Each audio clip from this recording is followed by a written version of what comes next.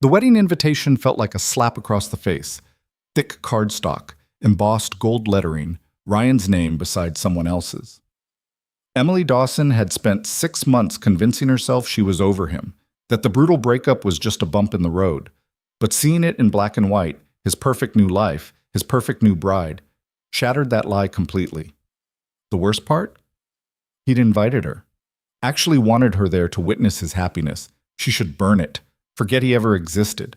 But instead, she did something that would change everything. She decided to go. If you're enjoying this story, hit that like button and drop a comment with your city so I can see how far Emily's journey travels. Now, let's dive in. The envelope arrived on a Tuesday. Emily had been carrying groceries up the narrow stairs to her apartment. The building smelled like old carpet and someone's burnt dinner when she saw it wedged in her mailbox. Thick, expensive. The kind of paper that announced itself as important before you even opened it. She knew what it was immediately. Her stomach dropped. For a moment, she just stood there in the dingy hallway, a bag of generic brand pasta digging into her arm, staring at that pristine white rectangle like it might bite her. Mrs. Chen from 3B shuffled past with her tiny dog, giving Emily that look, the one that said, "Still single, poor thing," and Emily forced herself to move. Inside her apartment, she dropped the groceries on the counter. Jar of sauce, box of pasta, wilted lettuce she'd bought on sale. The envelope sat separate from everything else, too clean for her cluttered kitchen.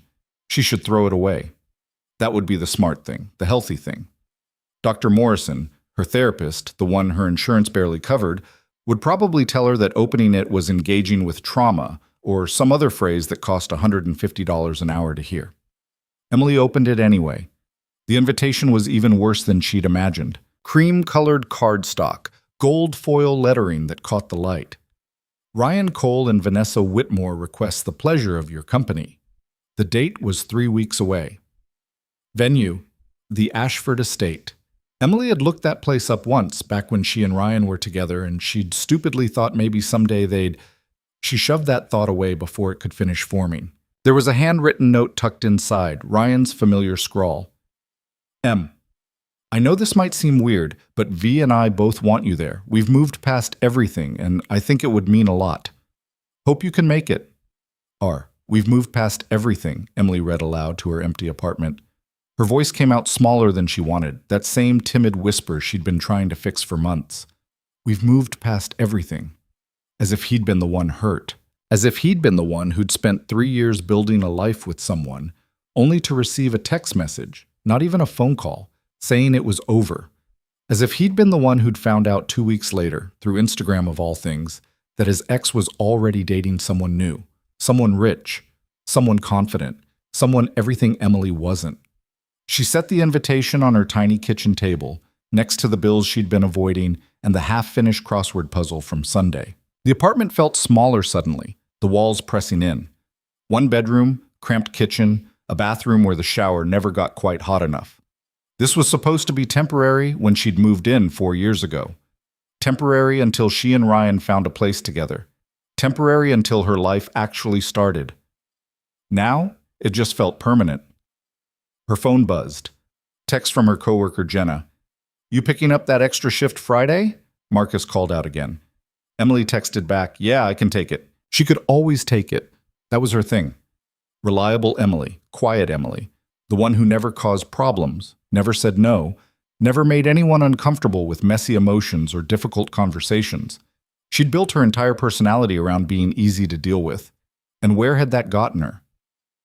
The diner where Emily worked was called Rosie's, though there hadn't been a Rosie in at least 15 years. It squatted on the corner of 5th and Morrison like it had always been there and always would be.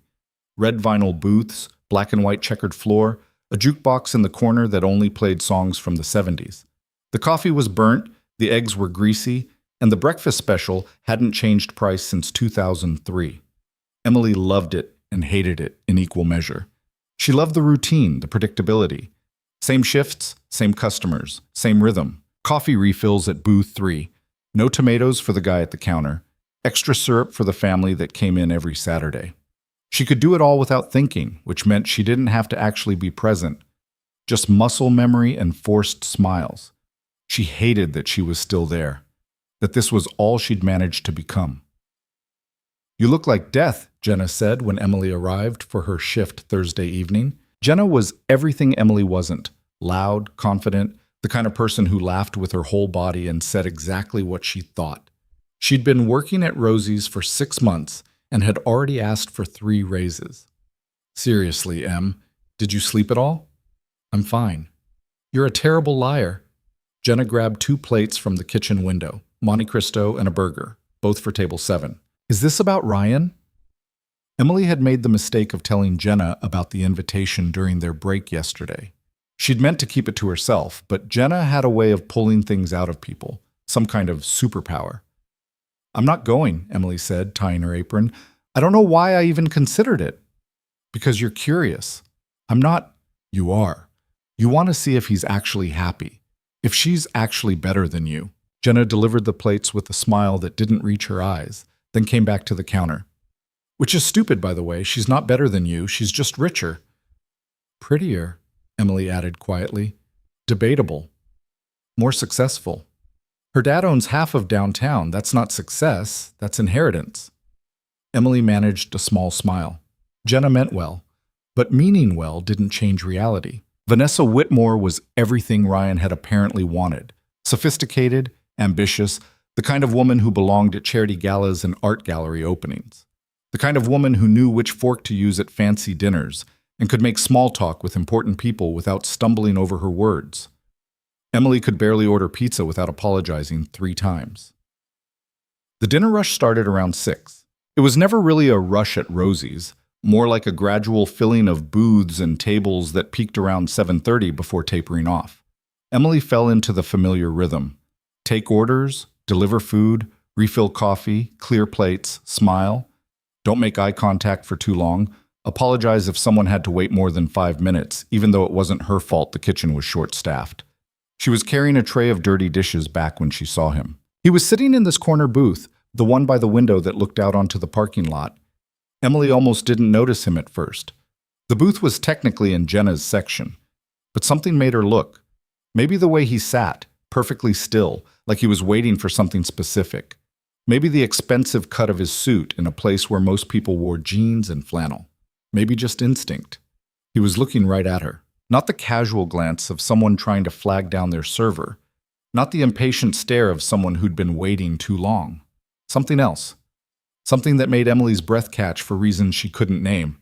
She looked away quickly, nearly dropping the tray. "Em, you okay?" Jenna appeared at her elbow, grabbing a few dirty plates. "You look like you saw a ghost." "I'm fine. Who's that?" Emily nodded toward the corner booth, trying to be subtle. Jenna glanced over. "Came in about 10 minutes ago. Hasn't ordered yet. Keeps looking at the door like he's waiting for someone. Why?" "No reason." But Emily couldn't stop herself from looking again. He was still watching her, not creepy. Nothing about it felt threatening, more like recognition. Like he knew her, though Emily was certain they'd never met. She would have remembered. He had the kind of face you remembered. Sharp features, dark hair that was almost too perfectly styled, eyes that seemed to see more than they should. He raised 2 fingers in a small wave. Emily's face burned. She turned away fast, nearly colliding with Marcus as he pushed through the kitchen doors with a tray of burgers. "Jesus, Dawson, watch it!" Sorry, I... She retreated to the safety of the counter, busying herself with rolling silverware into napkins, even though they had plenty already rolled. Her hand shook slightly. Stupid. She was being stupid. He was just a customer. Probably wasn't even looking at her, probably looking past her at something else, and she'd just imagined... "Excuse me." Emily jumped. He was standing at the counter now, hands in his pockets, that same unsettling calm in his expression. Up close, he was even more out of place. The suit probably cost more than she made in 3 months. Watch that actually looked expensive, not the knockoff kind from department stores. Posture that suggested he'd never apologized for existing in his entire life. "Hi." Emily's voice came out barely above a whisper. She cleared her throat, tried again. "Hi, can I help you?" "I hope so." He had an accent, not strong, but they're Italian, maybe. It softened the edges of his words. "I'm looking for someone. Emily Dawson. I was told she works here." Every muscle in Emily's body went rigid. Who's asking? Someone who'd like to buy her dinner. He smiled, and it wasn't the kind of smile she was used to seeing. Not polite, not friendly, something sharper underneath, like a secret he wasn't quite ready to share. My name is Luca DeLuca, and I have a proposition for you. The rational part of Emily's brain, the part that had sat through the mandatory stranger danger presentations in elementary school and watched enough true crime documentaries to know better, screamed at her to walk away. Make an excuse, get Jenna, call the police if necessary. But there was another part, smaller and quieter but somehow louder in this moment, that was desperately curious. I'm Emily, she heard herself say. I know. Luca glanced around the diner, at the faded booths, the flickering fluorescent lights, the coffee stains on the counter that wouldn't come out no matter how hard anyone scrubbed. Is there somewhere we can talk? Somewhere private? I'm working. I'll wait. He said it like waiting was nothing, like time bent around him instead of the other way around. When does your shift end? 11. Then I'll be here at 11. He turned to leave, then paused. Oh, and Emily? Don't run. I'm not here to hurt you. Quite the opposite, actually. He left before she could respond, walked out into the parking lot and got into a car. Black, sleek, probably something European, that absolutely did not belong in the Rosie's parking lot. Emily watched through the window as he pulled out onto the street and disappeared. Okay, what the hell was that? Jenna appeared at her side, eyes wide. Do you know him? No? Then why does he know your full name? I have no idea. M. Jenna grabbed her shoulders, forcing eye contact. That guy is either really good news or really bad news, and I'm not sure which is scarier. You're not actually going to meet him, right? Emily should say no. Should agree that this was insane, that she'd tell him to leave her alone, maybe mention it to the police just in case. But that small, quiet part of her that had been silent for so long was suddenly very loud. I don't know, she said honestly. The rest of her shift crawled by. Emily went through the motions, orders, deliveries, the forced smile she'd perfected over years of service work, but her mind was somewhere else entirely. Who was Luca DeLuca? How did he know her name? What kind of proposition could a man like that possibly have for someone like her? She thought about texting Ryan. He was the only person she'd dated long enough to potentially have angry exes or weird connections to her life. But that was ridiculous. Ryan barely remembered her birthday when they were together. He certainly wouldn't send some mysterious stranger to find her at work months after their breakup. By the time 11 o'clock rolled around, Emily had almost convinced herself that Luca wouldn't show, that she'd imagined the intensity of their conversation, that he'd thought better of whatever strange plan he had. Then she walked outside and saw the car. Same black sedan, parked under the one working streetlight in the lot. Luca leaned against the hood, checking his phone with the casual patience of someone who'd never been kept waiting against his will. He looked up when he heard the diner door close. Emily. Not a question, statement of fact. She walked over slowly, keys clutched in her hand like they might protect her from whatever was about to happen. I shouldn't be doing this. Probably not, he agreed. But you're curious. How do you know my name? I know a lot of things. He pocketed his phone. I know you work 50-hour weeks at a diner that pays minimum wage. I know you live alone in a one-bedroom apartment on 7th Street. I know you've been attending therapy sessions every other Wednesday for the past 4 months. He paused, and something in his expression softened. And I know you received a wedding invitation 3 days ago that's been keeping you up at night. Emily's blood ran cold. Are you following me? No. Then how? Because I needed to understand who you are before I approached you. Luca pushed off the car, took a step closer. Not threatening, but deliberate. Emily, I'm going to be very direct with you because I suspect you appreciate directness more than charm. I need a favor. You need revenge. I'm proposing an arrangement that benefits us both. I don't want revenge. Everyone wants revenge. He said it simply, like stating the color of the sky. They just don't always admit it. Ryan Cole ended your 3-year relationship via text message and had a new girlfriend, a wealthy, well-connected girlfriend, within 2 weeks. Now he's getting married and he invited you to watch. You're telling me there's no part of you that wants to show him what he gave up? Emily's throat tightened. She wanted to deny it, should deny it, but the truth was ugly and painful and sitting in her chest like a stone. Yes. Yes, she wanted Ryan to see her and regret everything. Wanted him to realize that quiet didn't mean worthless, that shy didn't mean broken. What kind of favor? She asked quietly. Luca smiled, and this time it reached his eyes. I need a date to a wedding. What? Ryan's wedding, specifically. I need to attend, and I need to bring someone who will make an impression, someone unexpected.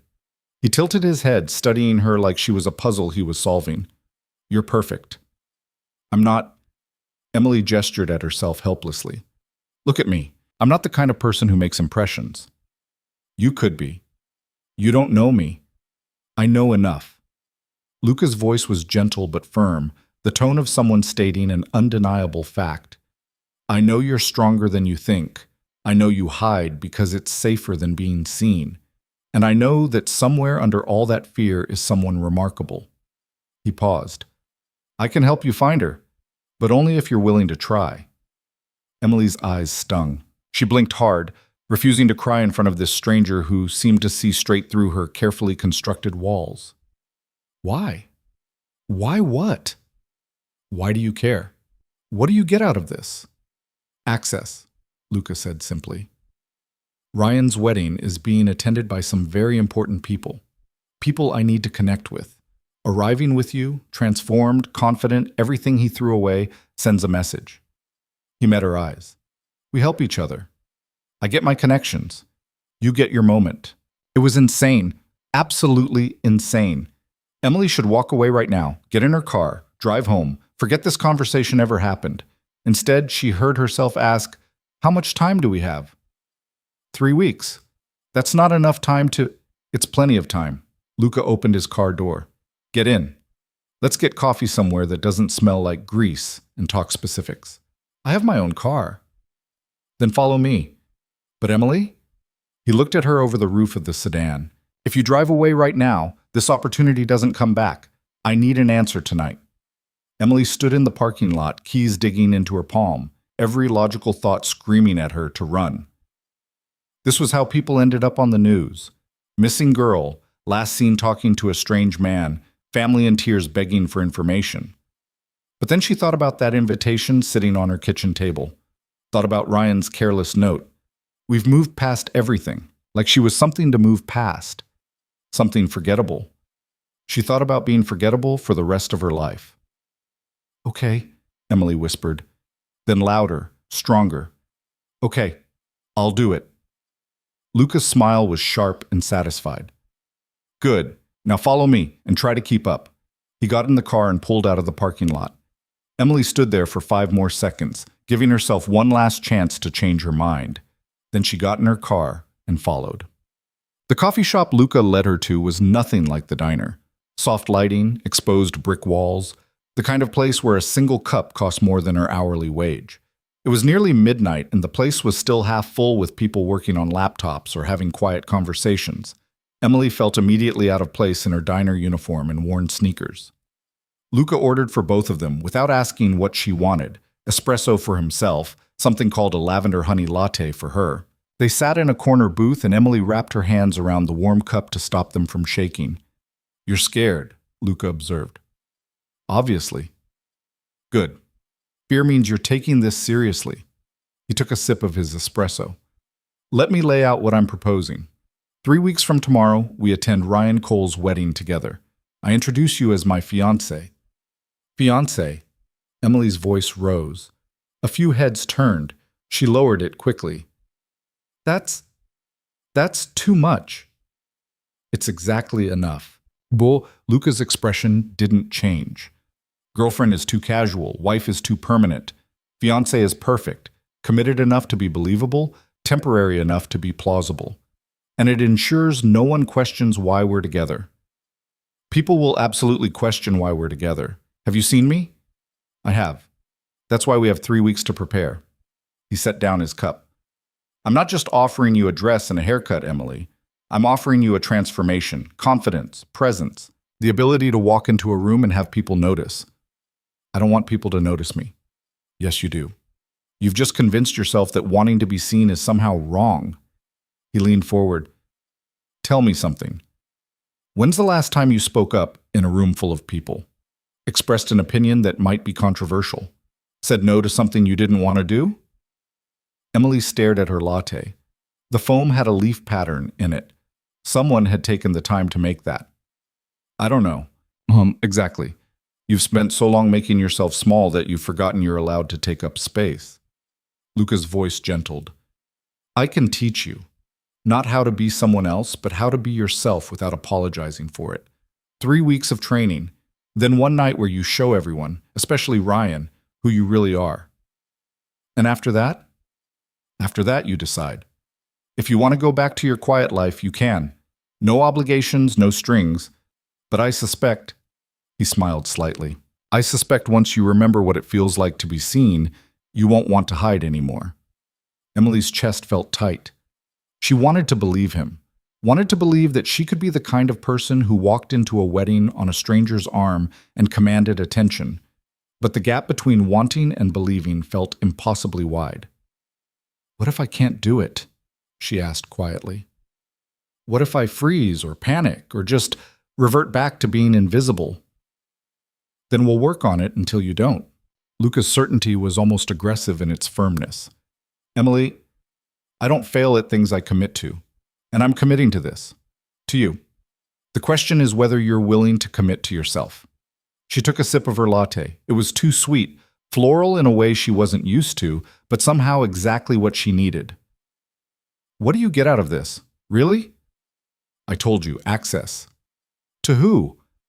Luca hesitated, and Emily saw the calculation in his eyes. How much to reveal, how much to hold back.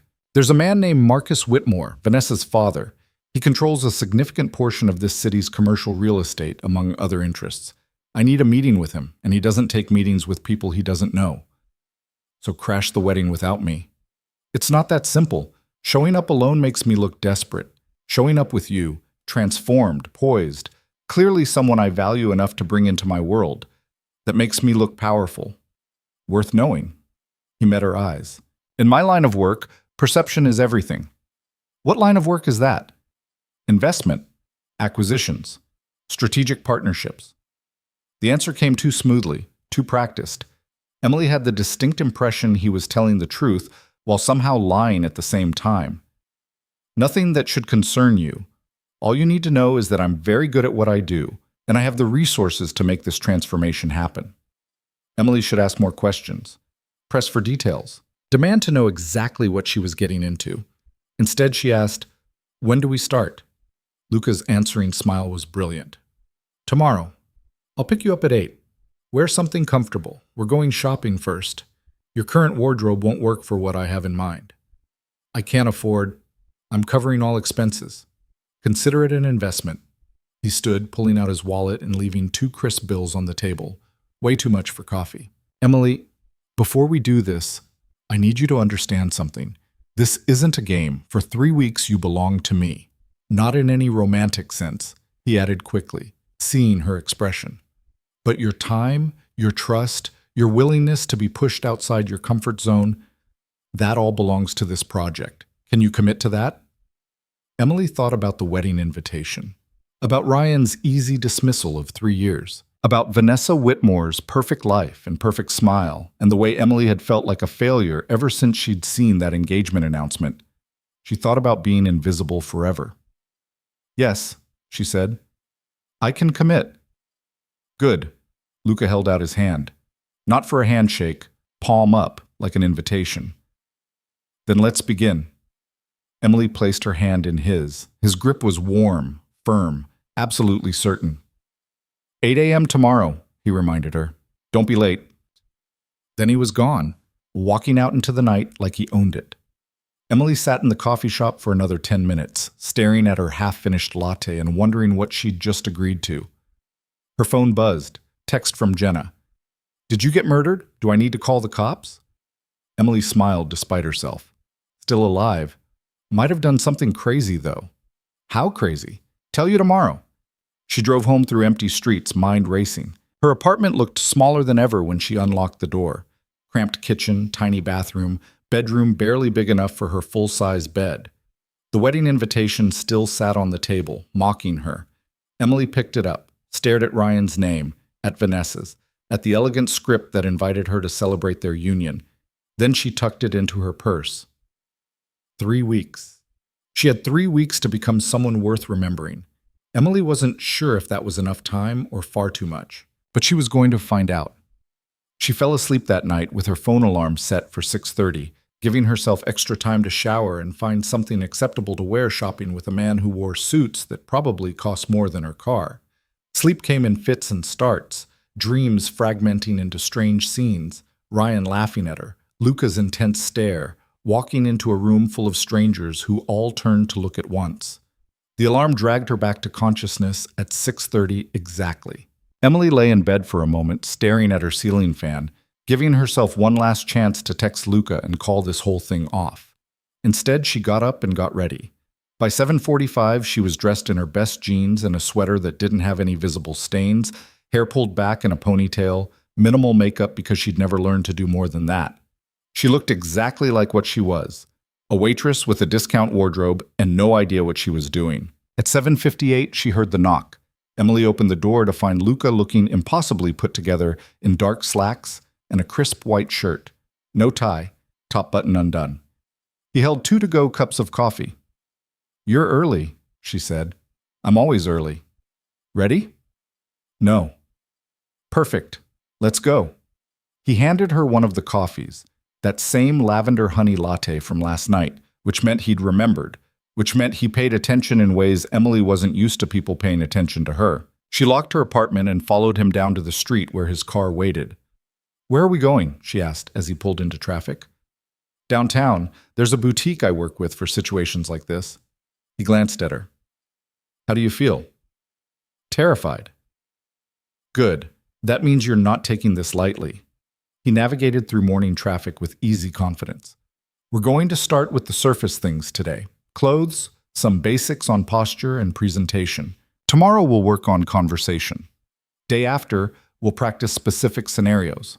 The goal is to build your confidence incrementally so you're not overwhelmed." "What if I can't do this?" "You can." "You don't know that." "I do." He said it with such absolute certainty that Emily almost believed him. "Emily, I'm very good at reading people. It's a necessary skill in my world. And I can see past the fear and the self-doubt to who you actually are. You're stronger than you think. You just need permission to show it." "I shouldn't need permission." "No, you shouldn't. But you do, so I'm giving it to you." He pulled up to a curb in front of a storefront with no visible sign, just a single elegant window displaying a black dress on a mannequin. "We're here." Inside, the boutique was all white walls and soft lighting, the kind of place where they probably turned away people who looked too ordinary. A woman appeared from the back, tall, impeccably dressed, appraising Emily with a single sweeping glance that made her want to disappear. "Luca." The woman's voice was warm, but her eyes stayed on Emily. "This is her?" "This is Emily. Emily, meet Margot. She's going to help us today." Margot circled Emily slowly, professional, but unnervingly thorough. "Good bone structure, decent posture when she's not trying to make herself smaller. What's the occasion?" "Wedding, 3 weeks. She needs to look like she belongs on my arm." "Challenging?" But Margot smiled. "I like challenges. Come with me, darling. Let's see what we're working with." The next 3 hours were surreal. Margot pulled outfit after outfit, dismissing most before Emily could even try them on. Too safe, too young, too apologetic. When she found something she liked, she'd have Emily put it on and then critique every detail. How it hung, where it pulled, whether the color made Emily's skin look washed out or vibrant. Luca watched from a chair in the corner, offering occasional input, but mostly just observing. His presence should have made Emily more self-conscious, but somehow it had the opposite effect. He'd seen her in her diner uniform. He'd seen her at her most uncertain. This was just another level of vulnerable, and he wasn't flinching. "This one." Margot held up a dress, deep emerald green, simple lines, nothing flashy. "Try it." Emily disappeared into the dressing room. The dress slid on like water, fitting in a way her clothes never fit. When she looked in the mirror, she barely recognized herself. The color brought out the green in her hazel eyes, made her skin look luminous instead of pale. The cut was elegant without being revealing, sophisticated without trying too hard. She stepped out slowly. Luca looked up from his phone. His expression didn't change much, just a slight widening of his eyes, a pause that stretched half a second too long. "That's the one." "You're sure?" Margot asked. "I'm sure." By the time they left the boutique, Emily had 3 complete outfits, including shoes and accessories. The emerald dress for the wedding, a casual but polished ensemble for what Luca called practice runs, and something in between for what he mysteriously described as contingencies. The total was more than Emily made in 2 months. "I can't let you, she started. "You already did. This is an investment, remember?" Luca loaded the bags into his trunk. "Next stop? Hair." "My hair is fine." "Your hair is hiding you." He opened her car door. "Time to stop hiding." The salon was less intimidating than the boutique, probably because the stylist, a man named Andre with purple highlights and kind eyes, actually asked Emily what she wanted instead of just making decisions for her. "I don't want to look like someone else," Emily said quietly, sitting in the chair and meeting Andre's eyes in the mirror. I want to look like a better version of me." Andre smiled. "Honey, that's the only kind of makeover worth doing." He worked for over an hour, cutting and shaping, adding what he called movement and dimension. Emily kept her eyes closed for most of it, not wanting to watch the transformation in real time. When Andre finally turned her chair to face the mirror, she gasped. It was still her, but somehow more. The cut framed her face differently, made her features look delicate instead of plain. The color was richer, warmer. She looked like someone worth noticing. "Oh," she whispered. "Yeah," Andre agreed, satisfied. "Oh." Luca was waiting when she emerged. He looked at her for a long moment, then nodded once. "Better." Just that. Better. But the way he said it made Emily stand a little straighter. They had lunch at a restaurant Emily never would have entered on her own, the kind with cloth napkins and a wine list and waiters who moved like dancers. Luca ordered for both of them again, then spent the meal pointing out small things. "You apologize too much. The waiter bumped your chair. That's not your fault. Don't say sorry. When you speak, you drop your voice at the end like you're expecting to be interrupted. Keep it level, confident." Eye contact. "I know it's uncomfortable, but hold it just 3 seconds longer than feels natural." Emily tried, failed, tried again. By the end of the meal, she managed to send her plate back when the steak was overcooked without apologizing 3 times first. It felt like a massive victory. "Progress," Luca said, signing the check. "Tomorrow we work on conversation. I'm going to teach you how to talk to people you find intimidating." "That's everyone." Exactly. Which is why we're starting with me." He stood, offering his hand to help her up, a gesture that felt old-fashioned and somehow right. "Same time tomorrow. Wear the casual outfit Margot picked. We're going somewhere public." "Where?" "You'll see. For now, go home, rest, process everything." He walked her to her car. "Emily, how do you feel?" She thought about it honestly. Overwhelmed, excited, terrified. Like maybe, just maybe, this wasn't a complete disaster waiting to happen. "Different," she said finally. Luca's smile was small, but genuine. "Good. Different is exactly what we're going for." He waited until she got in her car and started the engine before walking back to his own. Emily watched him in her rearview mirror, this mysterious man who'd appeared out of nowhere and somehow convinced her to let him rebuild her piece by piece. She drove home in a daze. The woman who looked back at her in the mirror didn't quite feel real yet. Hair perfect, subtle makeup Margot had applied before they left the boutique, clothes hanging in garment bags in her back seat that cost more than her monthly rent. Her phone buzzed as she pulled into her parking spot. Text from Luca. "You did well today. Tomorrow will be harder. Be ready." Emily stared at the message for a long moment. Then she typed back, "I'll be ready." She wasn't sure if she was lying or not, but she was definitely going to try. Emily woke up the next morning with her heart already racing. The alarm hadn't even gone off yet. Her body had decided 6 a.m. was late enough, anxiety doing the work of any clock. She lay in bed staring at the ceiling, running through everything that had happened yesterday. The boutique, the salon, Luca's steady voice telling her she was stronger than she thought. It still felt like something that had happened to someone else. She dragged herself to the shower, letting the hot water beat against her shoulders while she tried to calm down. Today would be harder, he'd said. What did that even mean? Yesterday had been about appearances, surfaces, things that could be fixed with money and good lighting.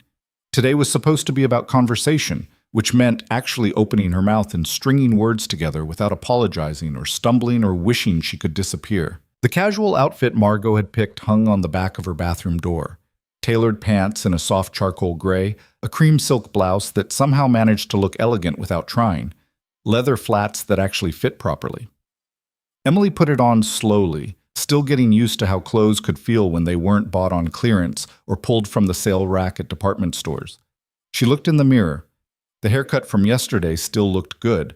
Better than good, actually. Andre had shown her how to style it before she left, and she'd managed to recreate about 70% of what he'd done. Close enough. Her phone buzzed. Luca. Outside in 10. Emily's stomach dropped. She wasn't ready, wasn't even close to ready. But she grabbed her purse anyway and headed downstairs. Luca was leaning against his car when she emerged, coffee in hand. He looked her over with that same assessing expression he'd worn yesterday, like he was cataloging every detail. Better, he said, handing her a cup. Same lavender latte. You're learning to stand up straight. I've always stood up straight. No, you've always tried to take up less space. There's a difference. He opened her door. Get in. We have a full day. They drove into the city, traffic building as rush hour kicked in. Emily sipped her coffee and tried not to think too hard about where they were going or what she'd be expected to do when they got there. Where are we headed? She finally asked. A gallery opening. Small, private. Good opportunity to practice. Emily's chest tightened. Practice what? Talking to strangers, making conversation, being present in a room without disappearing into the wallpaper. He glanced at her. How do you normally handle social situations? I avoid them. And when you can't avoid them? Emily thought about work parties, the few times Ryan had dragged her to events with his friends. I find a corner, stay quiet, leave as soon as possible. Why? Because I don't know what to say. I'm not good at small talk, and people always look at me like they're waiting for me to say something interesting, and I never do, so I just... She stopped, realizing she was rambling. Sorry. Stop apologizing. Luca's voice was firm but not unkind. And stop assuming you're not interesting. You're just afraid of being judged, so you judge yourself first. It's a defense mechanism. You sound like my therapist. Your therapist is probably right about most things, but therapy only works if you actually apply what you learn. He pulled into a parking garage. Today's lesson. People are too worried about themselves to judge you as harshly as you think. Most conversations are just two people trying not to look stupid. Once you understand that, it gets easier. They walked 2 blocks to a building Emily had passed 100 times without noticing. Old brick, narrow entrance, a small brass plaque that read Meridian Gallery. Inside, the space opened up into white walls and polished concrete floors. Abstract paintings hung with careful precision. There were maybe 20 people scattered throughout, holding wine glasses and speaking in low murmurs. Emily's first instinct was to turn around and leave. Luca's hand found the small of her back, steadying. Breathe. You're not here to impress anyone. You're here to practice existing in a space without apologizing for it. A woman approached. 50s, elegant in the way rich people were elegant, jewelry that caught the light. Luca, darling, I didn't know you were coming. Catherine, he kissed her cheek. Last-minute decision. This is Emily. Emily, Catherine owns the gallery. Catherine's eyes swept over Emily with the same assessing look Margot had used yesterday. Lovely to meet you. Are you familiar with Morrison's work? Emily had no idea who Morrison was. Yesterday she would have mumbled something non-committal and found a reason to excuse herself. But Luca was watching her, and something in his expression said, try. I'm not, Emily said, keeping her voice level like he'd taught her at lunch yesterday. But I'd like to know more. Catherine's expression warmed slightly. Well, you're in luck. I was just about to give a small tour for a few collectors. You're welcome to join. Thank you, I will. Catherine drifted away to gather her group, and Luca leaned close. Good.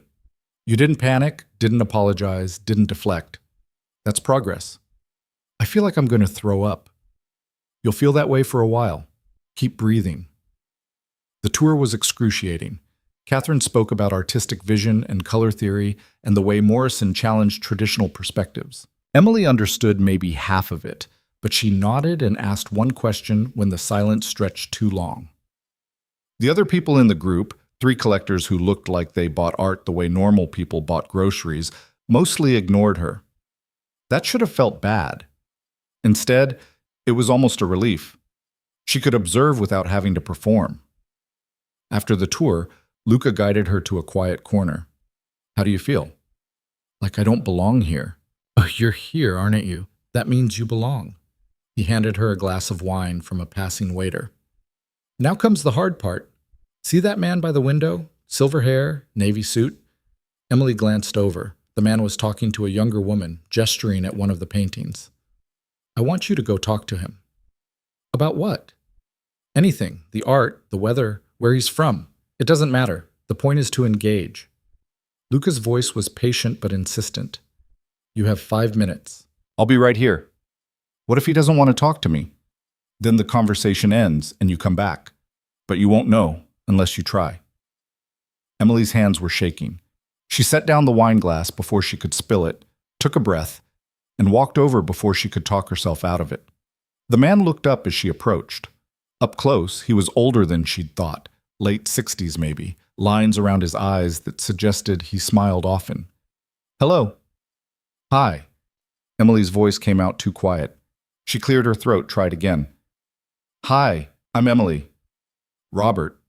He shook her hand. His grip was warm, firm. "Are you a collector?" "No, just exploring. This is my first gallery opening." "Well, welcome to the madness." He smiled. "What do you think of Morrison's work?" Emily looked at the painting they were standing near, swirls of blue and gray, something that might have been a figure or might have been nothing at all. "Honestly, I don't know enough about art to have an informed opinion, but I like that it makes me feel something, even if I can't explain what." Robert's smile widened. "That's the most honest thing anyone said to me all evening. Most people here pretend to understand everything. It's refreshing to hear someone admit they don't." They talked for 10 minutes. Robert told her about his work as an architect, how he'd gotten into collecting art late in life, how his wife thought he was ridiculous for spending money on paintings when their house was already full. Emily mostly listened, asking questions when it felt natural, and somehow the conversation didn't feel forced or painful. When she finally excused herself and returned to Luca, she was almost smiling. "Well?" he asked. "That wasn't as terrible as I thought it would be." "No, it wasn't." He looked genuinely pleased. "You were natural, present.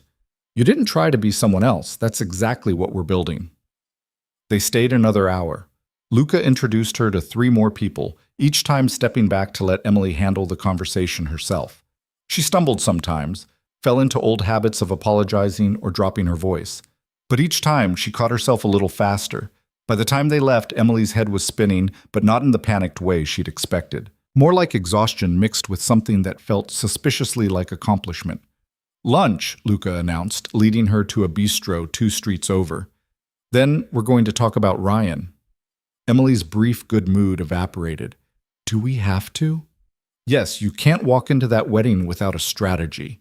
He ordered salad for her, pasta for himself, and then fixed her with that unnervingly direct stare. "Tell me about the relationship. How did it start? Why does that matter?" "Because I need to understand who he is, what he wanted from you. What made him think he could discard you so easily?" Luca's voice was matter-of-fact, clinical. "Start at the beginning." Emily pushed lettuce around her plate. "We met at a coffee shop. I spilled my drink. He helped me clean it up. Very romantic." The bitterness in her voice surprised her. "He asked for my number. I said yes because I couldn't believe someone like him was interested in someone like me." "Someone like him? Confident, successful, the kind of person who had a 5-year plan and actually stuck to it." She stabbed a cherry tomato. "I thought he saw something in me. Turns out he just saw someone who wouldn't challenge him." "Explain." "Ryan liked that I was quiet. He said it was calming, that I was different from the women in his office who were always competing or playing games. But what he really meant was that I was easy. I didn't argue when he changed plans last minute. Didn't complain when he forgot my birthday. Didn't push back when he started spending more time at work than with me. Emily's throat felt tight. I made myself smaller and smaller, trying to be what he needed, and it still wasn't enough. Luca was quiet for a moment. Do you know why he ended it? He said we'd grown apart, that I wasn't ambitious enough, wasn't going anywhere. She laughed, sharp and bitter. Which was rich coming from someone who'd spent 3 years telling me I was perfect the way I was. He lied. Obviously. No, I mean, he lied about the reason. Luca leaned forward. Men like Ryan don't leave because their partner isn't ambitious. They leave because their partner stops being useful. You served a purpose. Someone stable, undemanding, convenient. When he met Vanessa, she offered him something you couldn't: access, connections, a better image. That doesn't make me feel better. It's not supposed to make you feel better. It's supposed to make you angry. His eyes were hard. Ryan didn't see your quiet strength as valuable. He saw it as exploitable. And now he's invited you to his wedding because he thinks you're too weak to say no, too polite to make a scene. Emily's hands were fists under the table. I hate that you're right. Good. Hate is useful. We're going to channel that. Luca sat back. When we walk into that wedding, we're not just showing him what he lost. We're showing him that he never really had you. That the version of yourself you showed him was the smallest, quietest version possible, and he was too blind to see there was more underneath. What if there isn't more? Then you wouldn't be here. He said it simply, like it was obvious. Emily, weak people don't agree to transform themselves in 3 weeks. They don't walk up to strangers at galleries. They don't sit across from men they barely know and admit their deepest insecurities. You're already stronger than you think. You just need to start believing it. Something in Emily's chest cracked open. Not breaking, more like releasing. She blinked hard against the sudden sting in her eyes. I don't know how, she whispered. I know, that's why I'm here. Luca's voice softened. Tomorrow we're going to work on your story. The version of yourself you're going to present to the world. It needs to be true enough to be believable, impressive enough to be memorable. We'll practice until it feels natural. Luca, why are you doing this, really? He considered her for a long moment. Because I see people clearly. It's a skill I've developed out of necessity. And I see that you've been treated like you're ordinary when you're anything but. Someone needed to tell you that. Might as well be me. It wasn't really an answer, but Emily didn't push. Somehow she understood that Luca's motivations were complicated, layered in ways he wasn't ready to explain. That was fine. She had her own complicated reasons for agreeing to this. They spent the rest of lunch talking about logistics.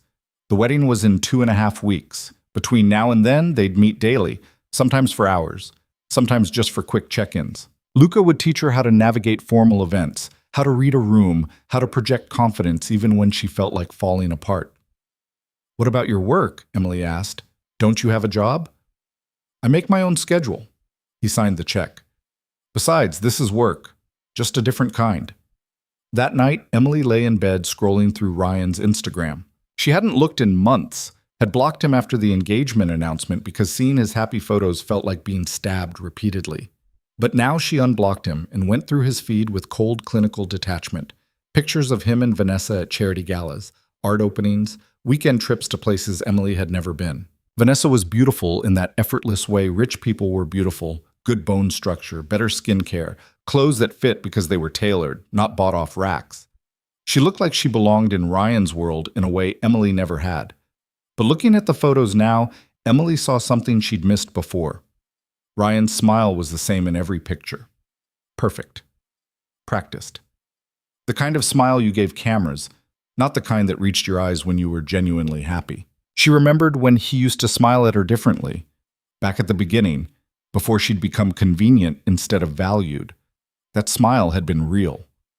Then she looked at Vanessa's smile. Same thing. Perfect and practiced, and somehow empty.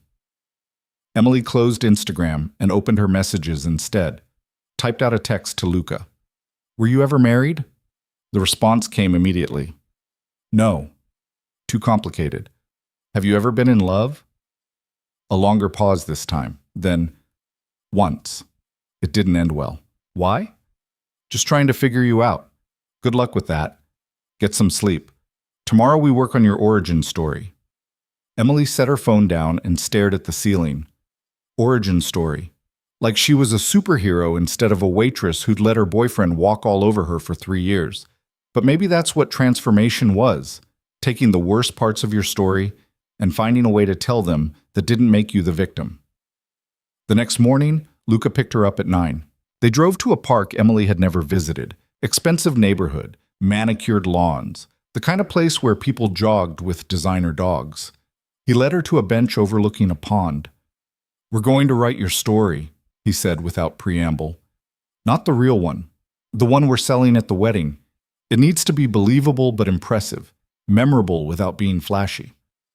"I don't understand."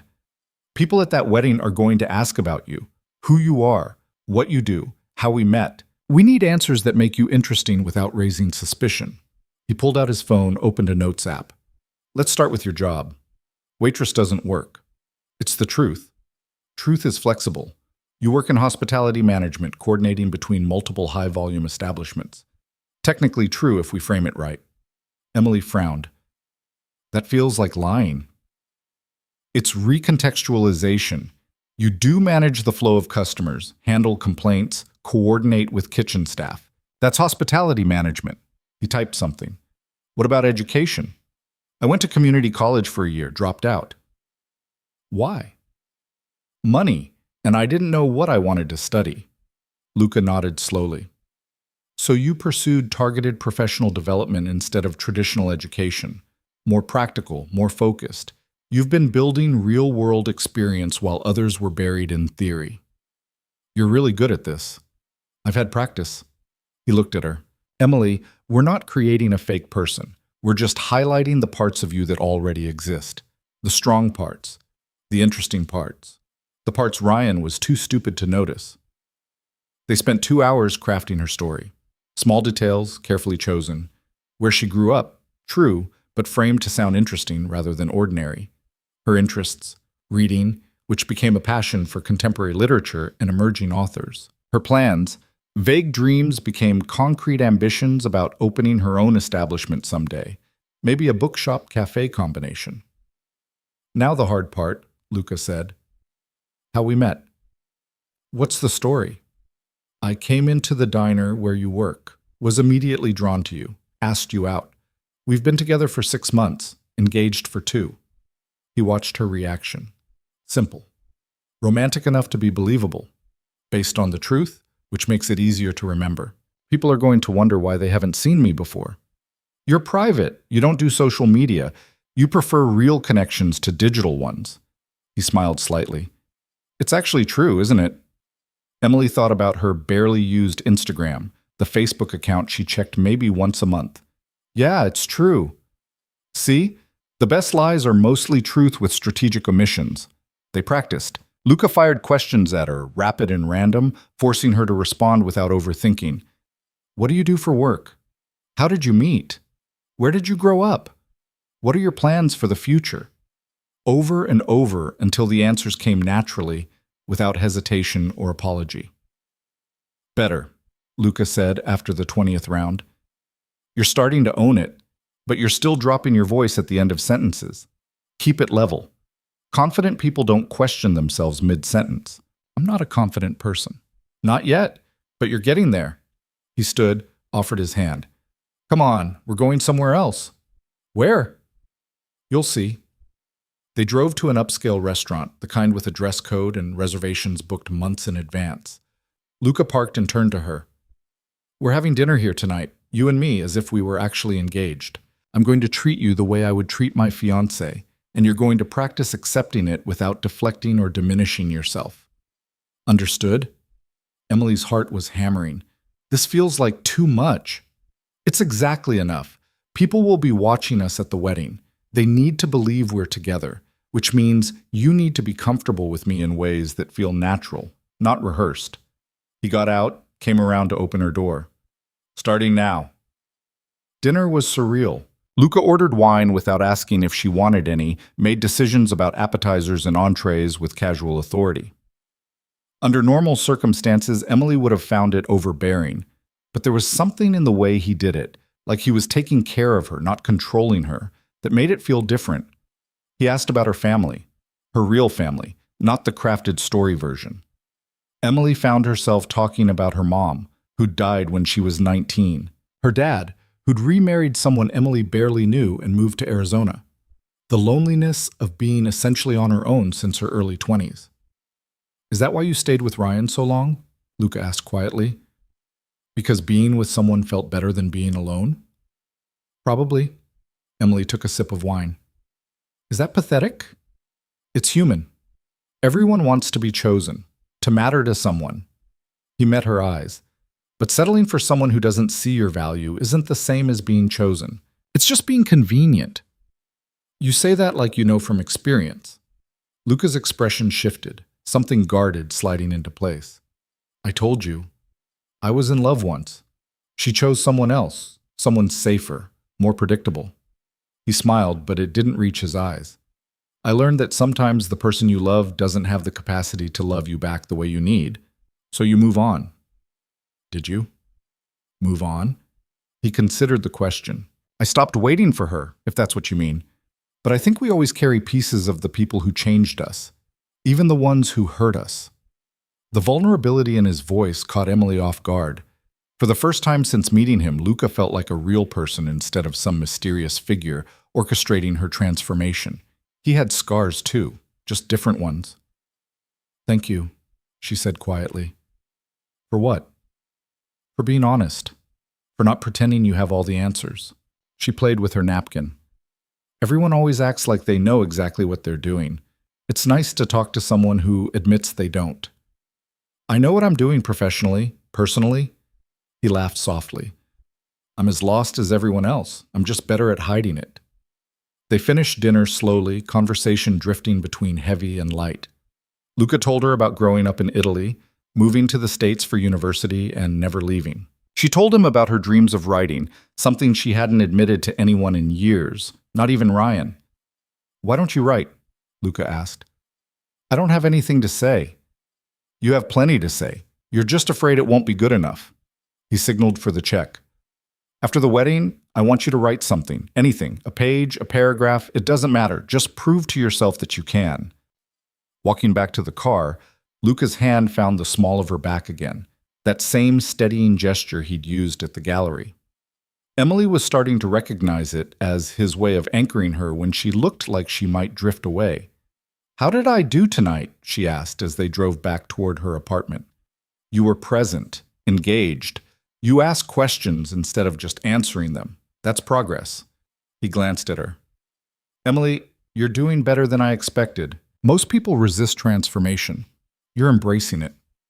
I don't feel like I'm embracing it. I feel like I'm barely holding on. Same thing. Transformation always feels like falling apart before it feels like coming together. He pulled up in front of her building. Emily started to get out, then paused. Luca, what happens after the wedding? Assuming this all works and we pull it off. What then? He was quiet for a moment. Then you decide who you want to be. The person who goes back to her old life, or the person who builds a new one? He met her eyes. I suspect I already know which one you'll choose. You seem very sure of me. I'm sure of what I see. You're the one who needs convincing.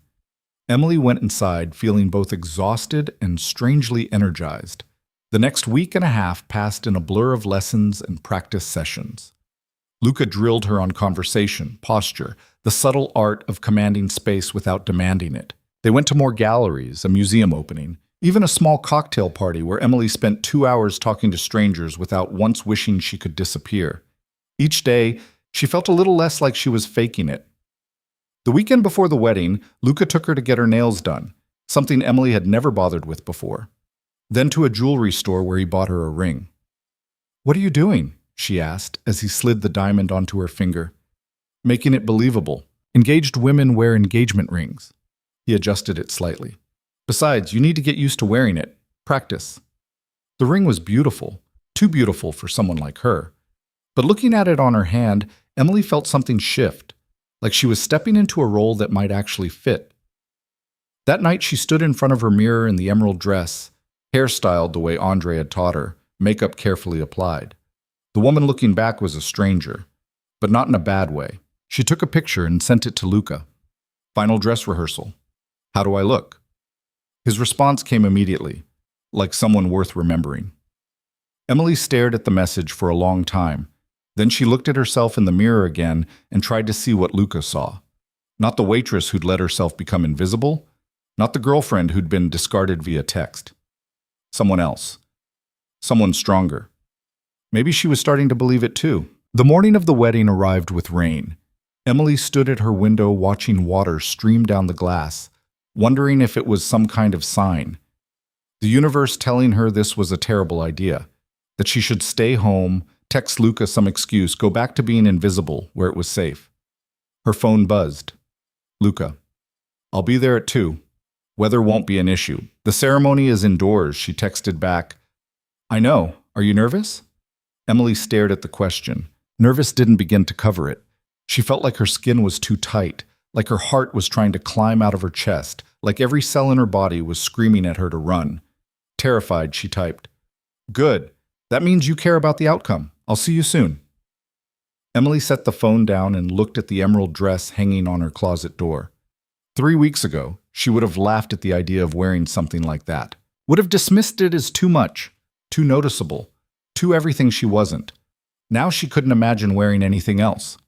She showered, taking her time, letting the hot water ease some of the tension from her shoulders. Andre had made her promise to come by the salon that morning for a final touch-up on her hair, and she'd sat in his chair at 10 a.m. while he worked his magic, chattering the whole time about how good she looked, how this Ryan guy was going to kick himself when he saw her. You're going to walk in there like you own the place, Andre had said, spinning her chair to face the mirror. And he's going to realize he threw away a diamond because he thought it was just glass. Emily had tried to smile, but her reflection looked back with eyes that were still uncertain, still scared. Now, standing in her apartment with 2 hours until Luca arrived, she forced herself to get ready. Makeup first, following the steps Margot had taught her. Foundation that evened her skin without looking like a mask. Eyeshadow and subtle bronzes that made her hazel eyes look more green than brown. Mascara that didn't clump. Lipstick in a shade Margot called Confident Rose that made her look like she had opinions worth hearing. The dress slid on like it had been made for her. Maybe it had been, in a way. Margot had taken it to a tailor for adjustments, ensuring it fit perfectly at the waist, fell exactly right at the knee. The emerald fabric caught the light, made her skin look luminous instead of pale. Shoes next. Heels that added 3 inches to her height, making her feel taller than she'd ever felt. She practiced walking in them across her small apartment, the way Luca had made her practice dozens of times over the past 3 weeks. The ring came last. She'd been wearing it around her apartment for the past week, getting used to the weight of it. Now she slid it onto her finger and felt that same strange shift she'd felt the first time. Like she was putting on armor instead of jewelry. Her phone buzzed again. Luca. Outside. Emily grabbed her clutch. Another purchase from Margot, cream leather that cost more than her monthly grocery budget, and took one last look in the mirror. The woman staring back still didn't quite feel real, but she looked strong, composed, like someone who belonged at a wedding at the Ashford estate. She took a breath and headed downstairs. Luca was waiting by his car, and Emily faltered for a second on the bottom step. He was wearing a suit she hadn't seen before, charcoal gray that fit him like it had been painted on, crisp white shirt, tie in a shade of blue so dark it was almost black. He looked dangerous and elegant in equal measure. He looked up when he heard her heels on the concrete, and something flickered across his face. Surprise, maybe. Or appreciation. It was gone too quickly to name. Emily. He said her name like he was testing it. You look perfect. I feel like I'm going to throw up. Don't. That dress is too expensive to ruin. He opened the car door for her, hand extended to help her in. The gesture was so automatic now, so practiced, that Emily took it without thinking. We need to talk about what happens when we arrive. I thought we already covered this. We covered the basics. But there are going to be moments that require improvisation. People will ask invasive questions. Ryan will probably try to talk to you alone. Vanessa might see you as a threat. He pulled into traffic, navigating with the same easy confidence he brought to everything. You need to be ready to adapt. What if I can't? You will. You've been adapting for 3 weeks. This is just one more performance. He glanced at her. Emily, I need you to trust me today. Completely. Can you do that? She thought about all the times over the past 3 weeks when Luca had pushed her outside her comfort zone. The gallery, the restaurant, the cocktail party where she'd spent 2 hours talking to a venture capitalist about books and somehow held her own. Every time she'd wanted to run. Every time he'd steadied her. Yes, she said, I trust you. Good, because we're about to walk into a room full of people who are going to judge you based on 30 seconds of first impressions. But you're not going to let them see any fear. You're going to walk in there like you belong because you do. We've earned this moment. The Ashford estate sat on 20 acres just outside the city, all manicured lawns and old money elegance. The main building was a restored Victorian mansion that had been converted into an event space, complete with gardens and a ballroom that could hold 200 people comfortably. Cars lined the circular driveway, Mercedes, BMWs, one actual Bentley that made Luca's sedan look modest by comparison. Emily's stomach twisted. These are Ryan's people? These are Vanessa's people. Ryan just married into them. Luca pulled up to the valet stand. Remember, you're not here to impress them. You're here to remind Ryan what he lost. Everything else is secondary. The valet opened Emily's door. She stepped out carefully, mindful of the heels and the rain that had finally stopped but left the ground damp. Luca appeared at her side immediately, offering his arm. Ready? He asked quietly. Emily slipped her hand through his elbow, felt the solid warmth of him beside her. No, but let's do it anyway. They walked up the stone steps together, through the ornate front doors, into a foyer that looked like something from a period drama, all dark wood and crystal chandeliers and flowers that probably cost more than Emily made in a month. People were everywhere, clusters of guests in expensive clothes, holding champagne flutes, speaking in those low murmurs that rich people seem to perfect. A few heads turned when Emily and Luca entered. Not everyone, but enough to make her aware of being watched. She felt Luca's hand cover hers where it rested on his arm, warm, steadying. Breathe, he murmured. You're doing fine. A woman approached them, middle-aged, designer dress, smile that didn't reach her eyes. Welcome. Are you friends of the bride or groom? Groom, Luca said smoothly. Old friends of Ryan's. This is Emily. The woman's eyes sharpened with recognition. Emily, of course. Ryan mentioned you might come. How lovely. The words were kind, but the tone wasn't. I'm Margaret, Vanessa's aunt. The ceremony will begin in about 20 minutes. There are drinks in the garden room if you'd like to wait there. She drifted away before Emily could respond. Luca guided her toward the garden room, weaving through clusters of guests with practiced ease. A few people nodded at him, recognition without familiarity, like they knew who he was but not well enough to approach. The garden room was all glass walls overlooking the grounds, filled with more guests and more champagne. Luca grabbed 2 flutes from a passing server and handed one to Emily. Don't drink it yet, he said quietly. Just hold it. Gives you something to do with your hands. Emily gripped the stem like a lifeline. How many people are staring at us? 6. Ignore them. He positioned himself so he was between her and most of the room, giving her a moment to adjust. How are you feeling? Like everyone knows I don't belong here. They don't know anything, they're just curious because you're new and you're with me. He sipped his champagne. Emily, look at me. She did. His eyes were steady, calm, absolutely certain. You belong here just as much as anyone in this room. More than most of them, actually, because you earned your way here through actual growth instead of inheritance. Do you understand? I'm trying to. Try harder. But his voice was gentle. We're about to... Emily? The voice cut through the room like a knife. Emily's whole body went rigid. She knew that voice, had heard it say her name 1,000 times over 3 years, had heard it say goodbye through a text message screen. She turned slowly. Ryan stood 3 feet away, champagne in hand, wearing a tuxedo that fit him perfectly, because of course it did. He looked exactly like he always looked. Handsome in that conventional way, brown hair styled just so, smile that had charmed her into trusting him, but his eyes were wide with something that looked like shock. Ryan. Emily's voice came out steadier than she expected. Congratulations. He seemed to catch himself, forcing his expression into something more neutral. Thank you. So glad you came. I wasn't sure if you would. His eyes darted to Luca, questions forming behind them. And you brought someone. This is Luca. Emily felt Luca's hand settle at the small of her back, that gesture that had become so familiar over the past 3 weeks. My fiancé. Ryan's face went blank. Just for a second, but Emily saw it. The calculation, the confusion, the realization that she wasn't here alone and vulnerable like he'd probably expected. Fiancé, he repeated. Wow. That's great. Really great. He stuck out his hand to Luca. Ryan Cole. I'm the groom. Luca de Luca. Luca shook his hand, and Emily noticed how Ryan had to look up slightly to meet his eyes. Congratulations on your wedding. Emily's told me a lot about you. Has she? Ryan's laugh was forced. Nothing too terrible, I hope. Nothing you don't deserve. Luca's smile was pleasant, but there was steel underneath. She's remarkably generous, actually. More than I would be in her position. The words hung in the air for a beat too long. Ryan's smile faltered. Well, I'm glad you're both here. Vanessa's been curious about you, Emily. She'll want to say hello.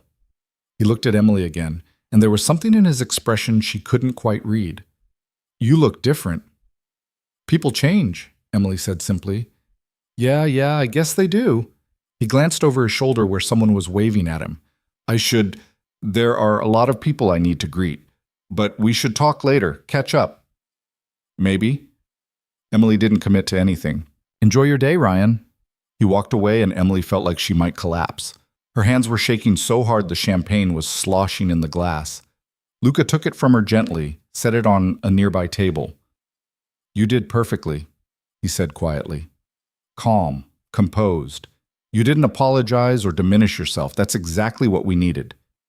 Did you see his face? I saw. Luca's expression was satisfied. He wasn't expecting you. And he certainly wasn't expecting me. That first encounter sets the tone for everything else. I think I'm going to be sick. No, you're not. You're going to breathe, and then we're going to circulate for a few minutes before the ceremony starts. Let people see you. Let them wonder who you are. His hand found hers, squeezed gently. You're doing beautifully, Emily. Don't doubt yourself now. The next 15 minutes blurred together. Luca introduced her to 3 different people, a couple who owned an art gallery, a man who did something in commercial real estate, a woman who ran a nonprofit. Each time, Emily fell back on the story they'd crafted together. Hospitality management, meeting Luca at the diner, 6 months together, engaged for 2. The lies came easier now, smoothed by repetition. But underneath the performance, she was hyper-aware of eyes on her, of whispered conversations that stopped when she got too close, of the way people looked at her and then at Luca and back again, clearly trying to figure out how those 2 things went together. Then someone announced that the ceremony was starting, and the crowd began moving toward the ballroom. Luca guided Emily to a seat near the back, close enough to be seen, far enough to avoid being in the center of attention. Strategic positioning, he murmured as they sat. We want to be noticed without being obvious. The ceremony itself was beautiful in that expensive, impersonal way. Flowers everywhere, string quartet playing something classical, bridesmaids in coordinated dresses that probably cost more than Emily's monthly rent. Ryan stood at the altar looking nervous but happy, straightening his bow tie every few seconds. Then the music changed and Vanessa appeared. Emily had seen pictures, but pictures didn't capture the reality of her. Vanessa Whitmore was stunning, tall, elegant, the kind of beauty that came from good genes and better resources. Her dress was a masterpiece of lace and silk, fitted perfectly, train that spread behind her like water. She walked down the aisle with the confidence of someone who'd never doubted she belonged anywhere. Emily felt something twist in her chest. Not jealousy exactly, more like the confirmation of every insecurity she'd carried for the past 6 months. This was what Ryan wanted, what he'd left her for. Someone who looked like she stepped out of a magazine, someone who fit into this world without having to fake it. Luca's hand found hers in her lap, fingers threading through hers. The gesture was hidden from view by their positioning, but Emily felt the warmth of it anchor her. Don't, he whispered so quietly only she could hear. Don't compare yourself to her. She's pretty, so are you. Different doesn't mean less. Emily squeezed his hand, grateful for the steady presence beside her. The ceremony was short, traditional vows, exchange of rings, the priest pronouncing them married. When Ryan kissed Vanessa, there was polite applause. Emily clapped along with everyone else, and somewhere in the mechanical motion of her hands, she felt something release in her chest. This was it, the moment she'd been dreading for weeks. And she'd survived it. She was here, she was standing, she hadn't fallen apart. The recessional music started, and the newlyweds walked back down the aisle together. As they passed Emily's row, Vanessa's eyes landed on her. There was a flash of something, recognition maybe, or assessment. Then she was past, and the moment was gone. "Come on," Luca said, standing and offering his hand. "Reception's in the main ballroom. That's where the real work begins." The ballroom was enormous, all white and gold, tables arranged in perfect circles around a dance floor. A band was setting up in one corner, bar in another, servers already circulating with trays of hors d'oeuvres that looked like tiny works of art. Luca found their table, number 12, middle distance. Good sight lines to the head table, but not close enough to seem presumptuous. Emily sat and tried not to think about how much this whole event probably cost. More than she'd make in a year. Maybe more than she'd make in 5 years. "You're thinking too much," Luca observed, sitting beside her. "I'm thinking exactly the right amount." She watched the room fill with guests, everyone finding their seats, the low roar of conversation building. "Luca, what if someone asks questions we haven't prepared for?" "Then you improvise. You're smarter than you think, Emily. Trust your instincts." He paused as a server approached with champagne. "Besides, I'll be right here. I'm not leaving you alone." The other seats at their table filled quickly. A couple in their 50s who owned something in manufacturing. A younger pair who worked in tech. A single woman, maybe Emily's age, who introduced herself as Claire and worked in event planning. "So how do you know Ryan and Vanessa?" Claire asked, directing the question at Emily. "Ryan and I are old friends," Emily said, falling into the script. "We lost touch for a while, but he was kind enough to invite me." "And you brought your fiancé. How sweet." Claire's smile was pleasant, but her eyes were calculating. "When's the wedding?" "We haven't set a date yet," Luca said smoothly, his hand finding Emily's on the table. Still enjoying being engaged. The conversation flowed around them, polite small talk about work, the venue, how beautiful Vanessa looked. Emily participated when directly addressed, but mostly she observed. Watched how people interacted, the subtle hierarchies in who spoke to whom, the way certain names made people lean forward with interest. Then Ryan and Vanessa made their entrance to applause, and the reception officially began. Dinner was served, multiple courses, each one more elaborate than the last. Emily picked at her food, too aware of her stomach churning to actually eat much. Luca kept up a steady stream of quiet observations between courses, pointing out people, explaining connections, keeping her grounded. "See the man at table 4, silver hair, talking to the woman in red?" Luca's voice was low, meant only for her. "That's Marcus Whitmore, Vanessa's father." Emily looked. Marcus Whitmore was exactly what she'd expected. Older, distinguished, the kind of presence that suggested power even from across a room. He was laughing at something someone said, but his eyes were sharp, taking in everything. "He's the reason you're here," Emily said quietly. "The access you needed." "Partially. But that's not all you are." Luca met her eyes. "You know that, right? This started as a transaction, but you're not just a tool to me, Emily. You're—" He paused, seemed to reconsider. "You matter. As a person." Before Emily could respond, someone tapped a microphone. The best man stood, preparing to give a speech. Emily settled back in her chair, Luca's words still echoing in her head. The speeches were exactly what she'd expected. The best man told embarrassing stories about Ryan's college years, made jokes about marriage being a life sentence, toasted to the happy couple. Vanessa's maid of honor gave a tearful speech about growing up together, about how perfect Ryan was for her best friend, about happily ever after. Emily felt Luca's hand find hers under the table again. Steady, grounding. Then Ryan stood to give his own speech, and Emily's whole body tensed. "Thank you all for being here," Ryan said, smiling at the room. "Vanessa and I are so grateful to have you all share this day with us. It means the world." He looked down at his new wife. "I used to think I knew what I wanted. had it all planned out. But then I met Vanessa and realized I'd been settling for comfortable instead of reaching for extraordinary. She challenges me, inspires me, makes me want to be better. The words landed like punches. Settling for comfortable. Emily's face felt hot. Luca's hand tightened on hers. So here's to finding the right person, Ryan continued, raising his glass. Even if it takes a while to recognize them. Even if you have to let go of the wrong ones first. The room erupted in applause and laughter. Emily clapped mechanically, smile frozen on her face. Inside, she was screaming. He'd actually said it, actually called her settling, called her the wrong one, in front of 200 people. Breathe, Luca said quietly. Just breathe. I'm going to kill him. Later. Right now, you're going to smile and act like his words meant nothing, because that's what will hurt him most. Luca's voice was calm, but there was an edge to it. Emily, look at me. She did. His eyes were dark, angry on her behalf. He's trying to justify his choices by diminishing you. It's pathetic and transparent, and everyone in this room who actually knows him can see right through it. Don't give him the satisfaction of a reaction. Emily took a shaky breath, then another. Forced her face into neutrality, even though everything in her wanted to stand up and scream that she'd loved Ryan for 3 years, and he'd thrown it away for someone shinier. The band started playing. Ryan and Vanessa took the floor for their first dance, and Emily watched them spin together, perfect and practiced, and exactly what everyone expected. Dance with me, Luca said suddenly. What? When this song ends and the floor opens up, dance with me. He stood, offering his hand. Let them see you happy. Let them see you've moved on. Emily let him pull her to her feet.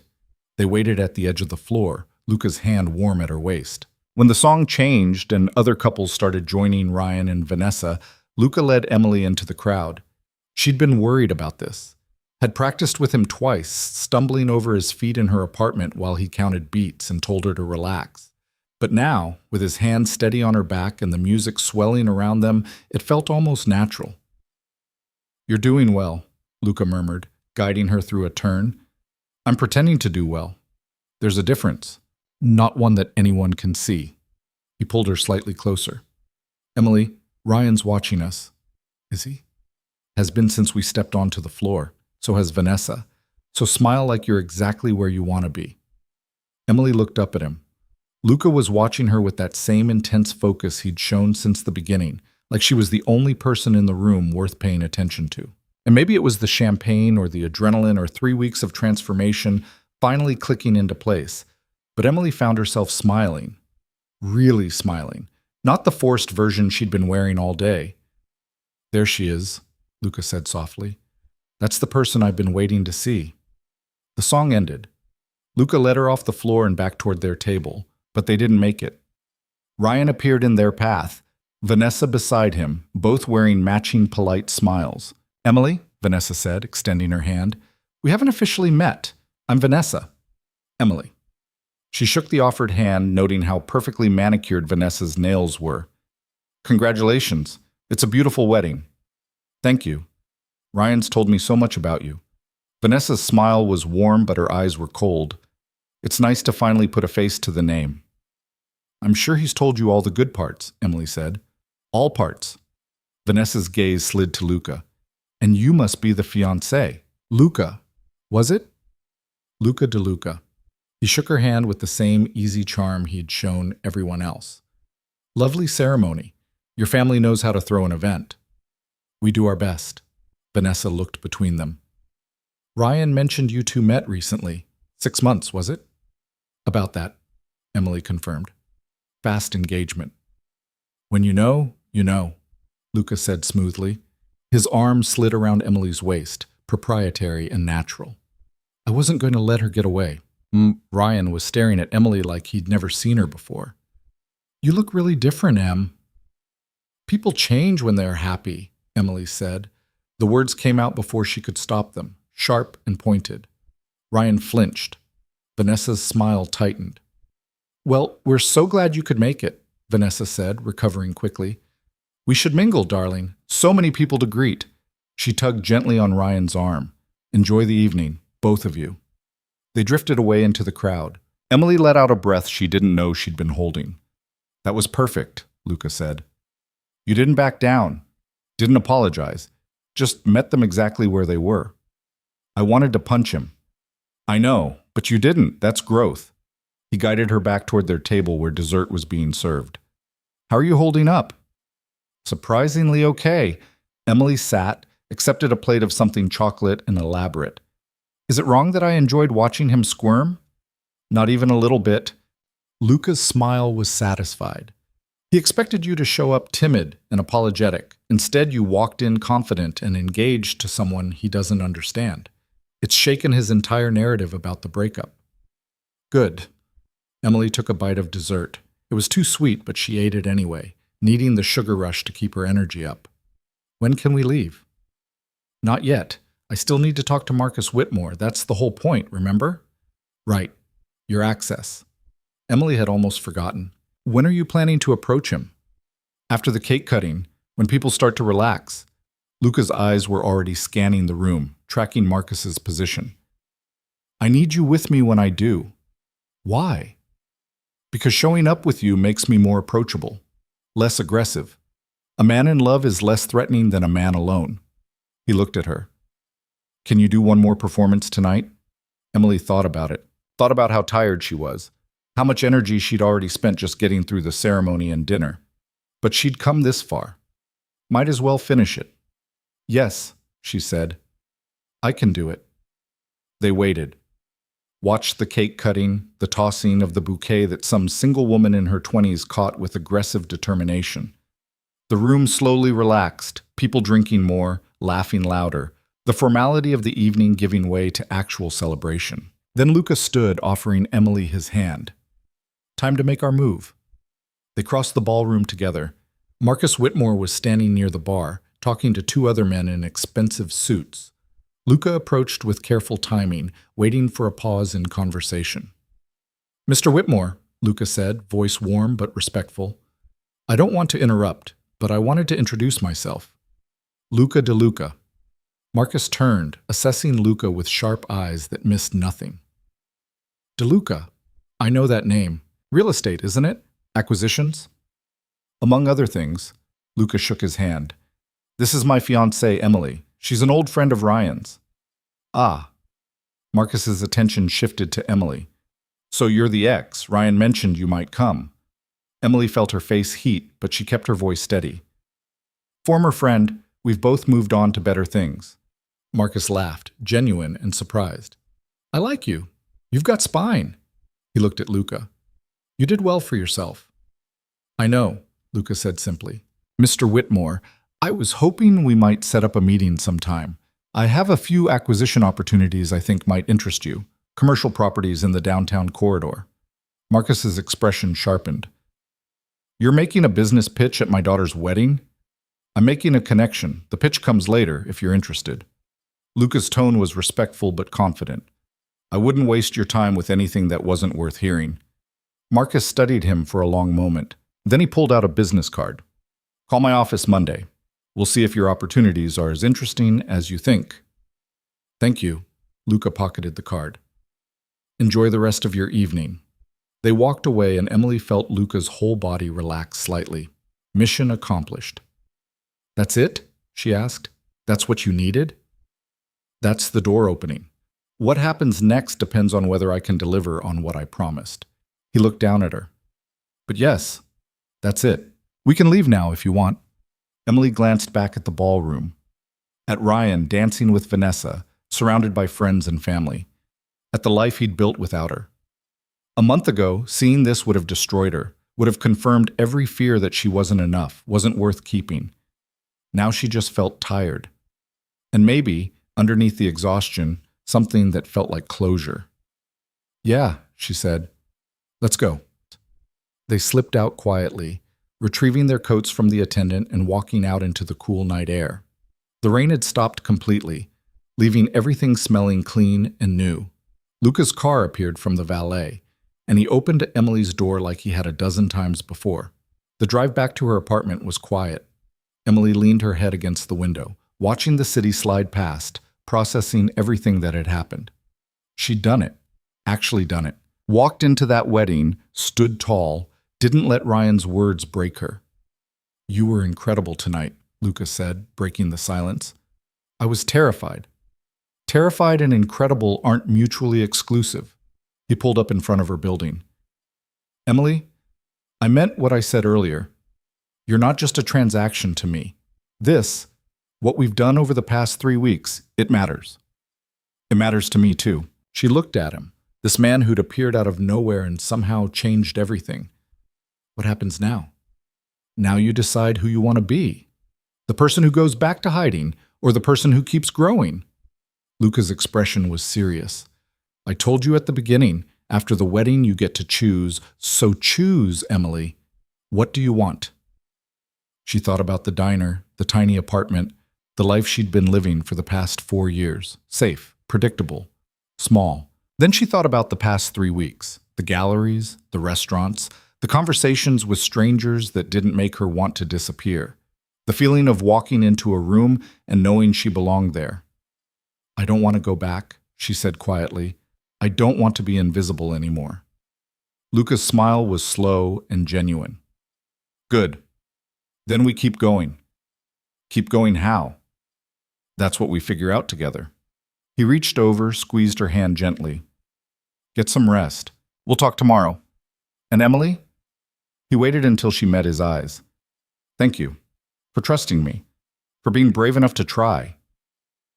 Emily got out of the car feeling like she was floating, walked up to her apartment in a daze. Inside, she kicked off the heels, let the dress pool on her bedroom floor, stood in front of her mirror in just her slip and looked at herself. The woman staring back was different. Not just the hair or the makeup or the expensive clothes, something deeper, something in her eyes, in the way she held her shoulders, something that said she'd walked through fire and come out stronger. Her phone buzzed, text from Jenna. "Tell me everything, and I mean everything." Emily smiled, texted back, "Tomorrow, promise. Too tired to type it all now." Then another text, this one from an unknown number. "Em, it's Ryan. Can we talk?" She stared at the message for a long moment. A month ago, she would have responded immediately, desperate for any scrap of attention from him. Would have agreed to meet, listened to whatever he wanted to say, probably apologized for existing. Now she just deleted it. Then she blocked the number. Emily fell asleep that night with the ring still on her finger, dreaming of tomorrow. Emily woke the next morning to 17 missed calls. She stared at her phone through bleary eyes, brain still foggy with sleep. 10 calls from Ryan, 3 from numbers she didn't recognize, 4 from Jenna, each one increasingly frantic. The last voicemail was from 2 hours ago. She sat up slowly, the emerald dress still on her bedroom floor where she'd dropped it, the engagement ring still on her finger catching the morning light. For a disoriented moment, she wondered if last night had actually happened or if she'd dreamed the whole thing. Then she played Jenna's voicemail. "Em, oh my God, what did you do? It's all over Instagram. Everyone's talking about it. Ryan's ex showed up looking like a literal goddess with some mystery man, and now people are losing their minds trying to figure out who you are. Call me back. Seriously, call me right now." Emily's stomach dropped. She opened Instagram with shaking hands, and there it was. Someone had posted a photo from the wedding, her and Luca on the dance floor, his hand at her waist, her looking up at him with that smile she hadn't even realized she was wearing. The caption read, "Who is she?" Ryan's ex came with this gorgeous mystery man, and they're engaged. The plot twist nobody saw coming. 300 likes, 72 comments, people dissecting every detail of her dress, her hair, speculating about Luca's identity. Someone had already figured out his name and linked to his business profile. Another person claimed to have sat at their table and described Emily as quiet but classy, definitely not what we expected. Emily felt like she couldn't breathe. This was supposed to be one night, one performance, not this public dissection of her life by strangers. Her phone rang. "Luca, have you seen it?" she asked instead of hello. "I've seen it. Are you okay?" "I don't know." Emily scrolled through more comments, each one making her chest tighter. "This is too much. I didn't sign up for people analyzing me online." "I know. I'm sorry. I should have anticipated this." Luca's voice was calm, but she could hear the concern underneath. "People at that wedding are bored and rich. You gave them something to talk about. It'll die down in a few days. What if it doesn't? Then we deal with it. But Emily, listen to me. Nothing in those comments changes what actually happened last night. You walked in there strong, you held your ground, and you walked out stronger. That's real. The Instagram gossip isn't. Emily wanted to believe him, but seeing herself dissected by strangers felt like being exposed in a way she'd never prepared for. She'd spent her whole life trying to be invisible, and now people were putting her under a microscope. I need to see you, Luca said. Can I come over? When? I'm downstairs. Emily looked out her window. Sure enough, Luca's car was parked on the street, and she could see him leaning against it, phone to his ear, looking up at her building. You're already here? I figured you'd need someone when you saw the posts. Get dressed. We're going somewhere you can breathe. 30 minutes later, Emily was in his car wearing jeans and an oversized sweater, hair pulled back in a messy ponytail, no makeup. Back to looking like herself instead of the polished version from last night. Somehow that made her feel worse, like she'd been caught playing dress-up and now everyone could see the fraud. Luca drove them out of the city toward the coast. They didn't talk much, just the radio playing something instrumental, the sound of tires on asphalt, the gradual shift from buildings to trees to open sky. He parked at a beach overlook, one of those spots tourists rarely found, just rocks and sand and water stretching to the horizon. They got out and walked down to the shore, and Emily felt something in her chest start to loosen. I used to come here when I first moved to the States, Luca said, hands in his pockets, staring out at the waves. Whenever things felt too complicated or I couldn't figure out which direction to go, something about the ocean makes problems feel smaller. Does it work? Sometimes. He looked at her. Talk to me, Emily. What are you actually afraid of? She picked up a smooth stone, turned it over in her hands. That people will look too close and realize I'm nobody. That this whole thing was just pretend, and now everyone's going to see through it. You're not pretend. The woman who walked into that wedding last night was real. Maybe not the whole truth, but not fake either. Luca sat down on a large rock, gestured for her to join him. What do you think would happen if people knew the real story? That you're a waitress, that you and I aren't actually engaged, that all of this was strategic? They'd laugh at me, say I was pathetic for needing to fake a whole new life just to face my ex.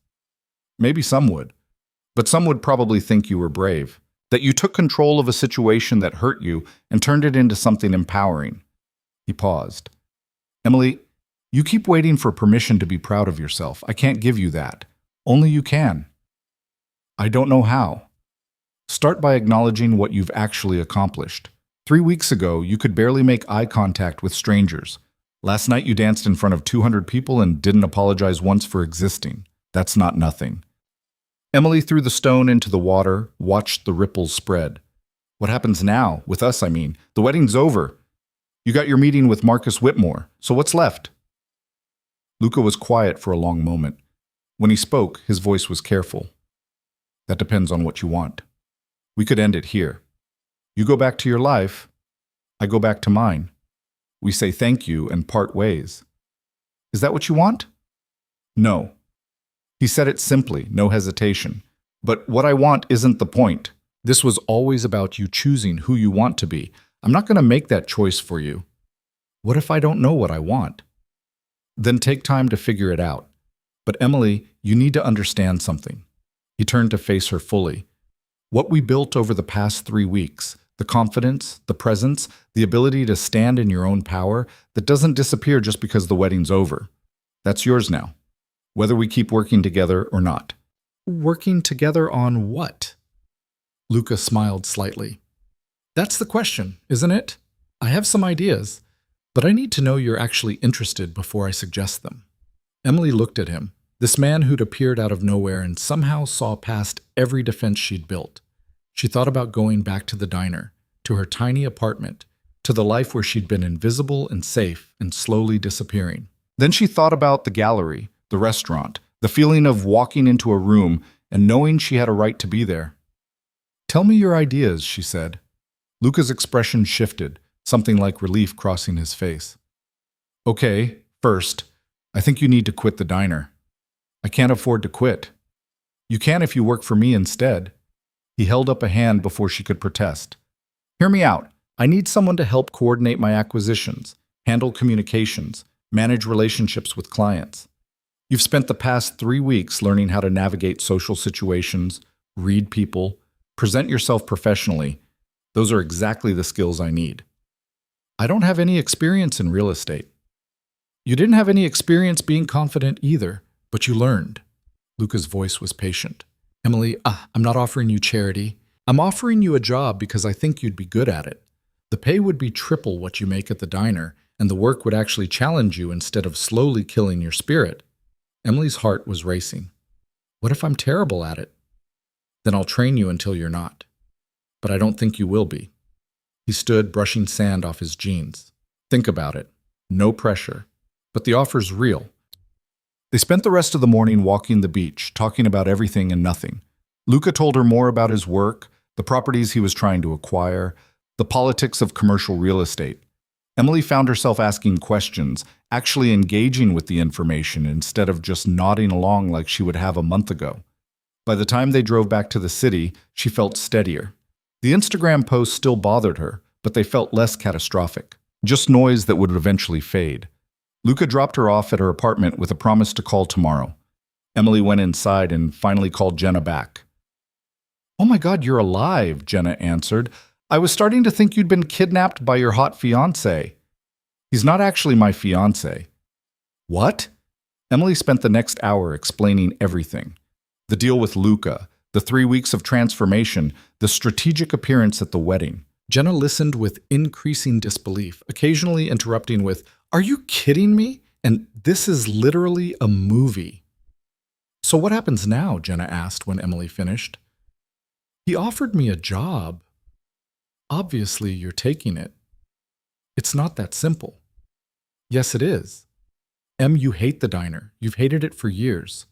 And this guy is offering you a way out plus a chance to actually use your brain for something other than remembering who wants extra ketchup." Jenna's voice softened. "What are you actually afraid of? That I'll fail? That I'm not smart enough or capable enough or go..." "Stop.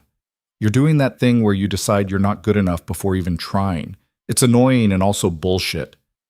Jenna sighed. "Look, I get it. Change is scary. But staying in the same place because you're too afraid to try something new?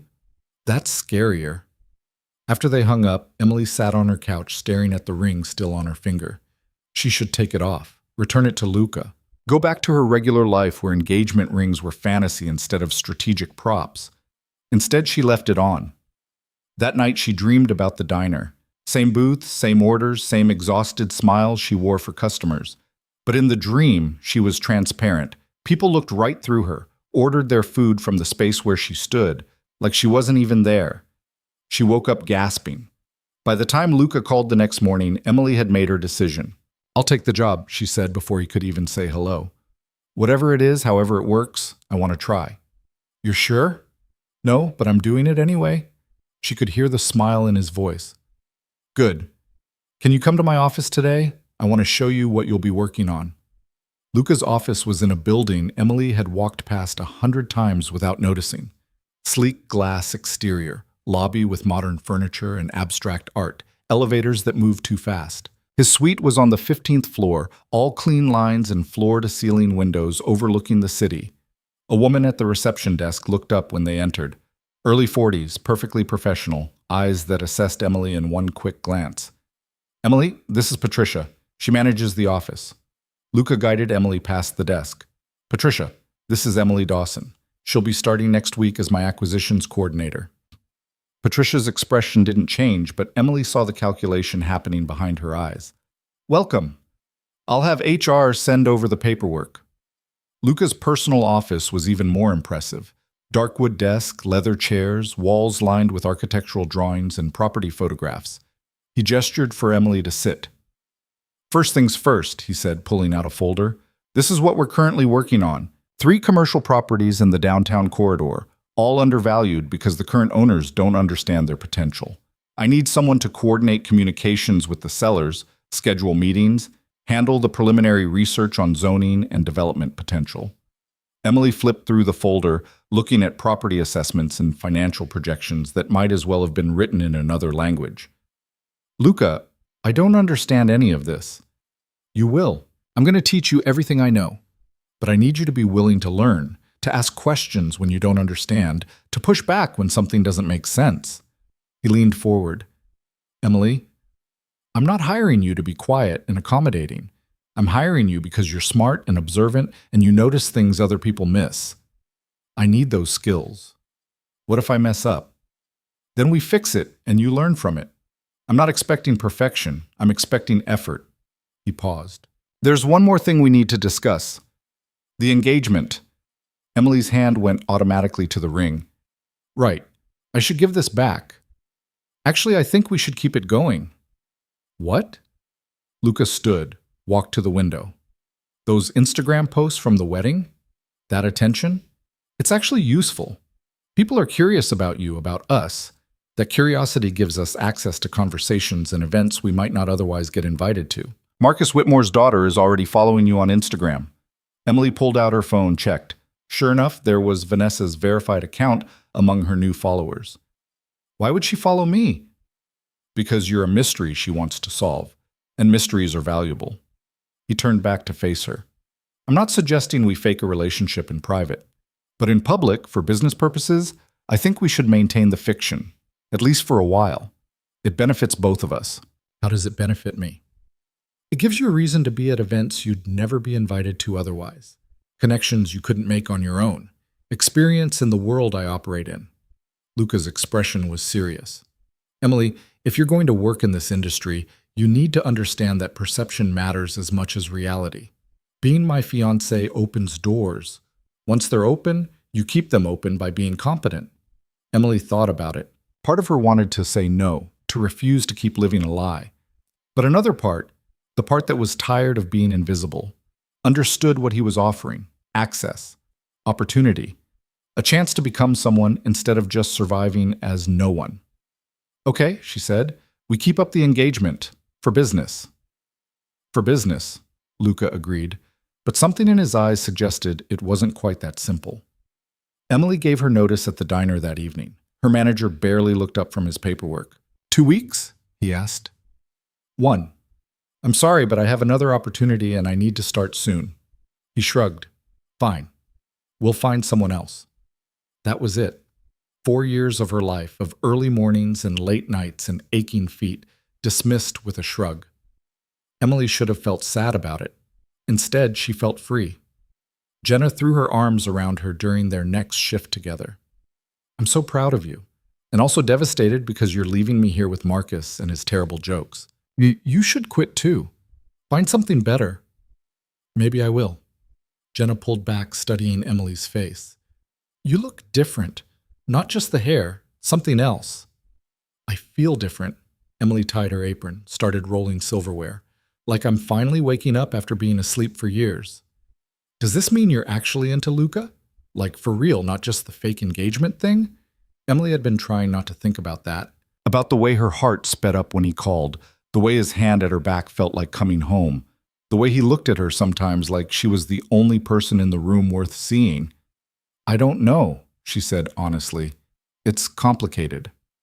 When is it not? Jenna laughed. Just don't let him break your heart. You've had enough of that already.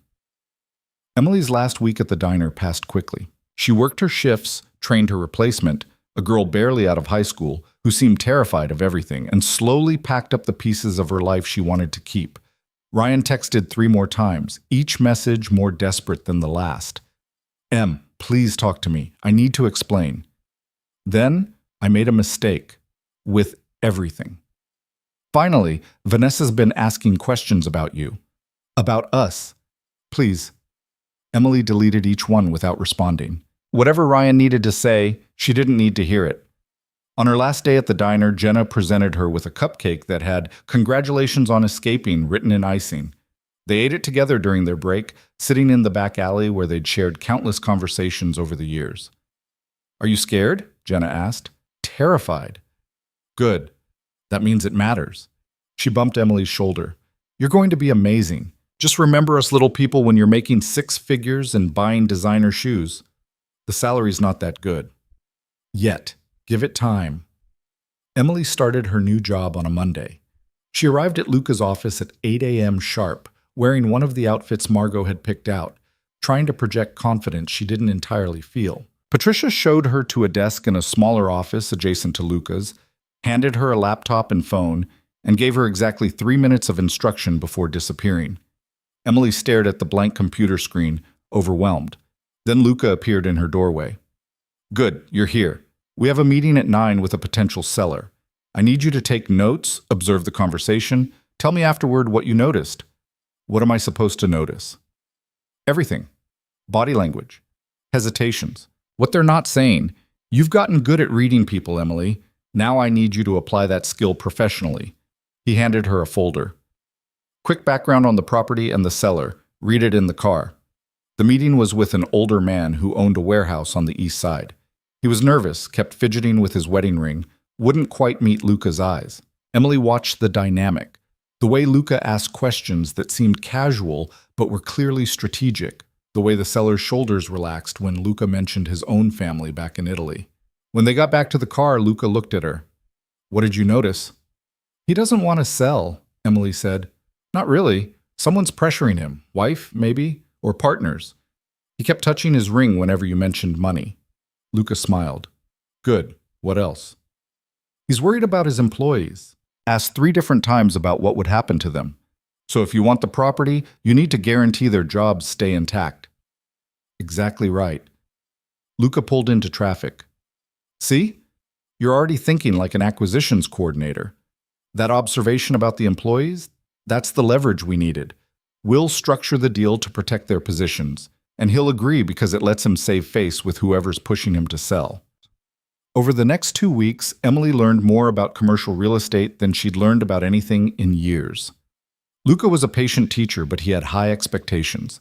He'd explain something once, answer questions, then expect her to apply it independently. When she made mistakes, and she made plenty, he'd walk her through the correction without making her feel stupid. You're doing well, Patricia said one afternoon, appearing at Emily's desk with a stack of contracts. Better than his last 2 coordinators? They both quit within a month. Why? Couldn't handle the pace, or the pressure, or him. Patricia's expression was unreadable. Luca's not an easy man to work for. He expects excellence and doesn't have much patience for excuses. But he's fair. And if you prove yourself valuable, he's loyal. Emily thought about that as she reviewed the contracts. Luca had been nothing but patient with her, but she'd also seen glimpses of the harder edges Patricia mentioned. The way he dismissed people who didn't meet his standards. The cold anger when a deal fell through because someone hadn't done their research properly. The absolute certainty in his own judgment. He was teaching her to be strong, but there was a cost to that strength. A hardness that came from never letting your guard down. That Friday, Luca told her they were attending a charity gala. Another performance? Emily asked. Another opportunity. Marcus Whitmore is hosting. He wants to discuss the properties I mentioned at the wedding. Luca looked up from his laptop. This is important, Emily. If Whitmore comes in as a partner on these acquisitions, it legitimizes everything we're building, opens doors to bigger deals. What do you need me to do? Just be yourself, the version of yourself you've become. He paused. And wear the emerald dress. It made an impression last time.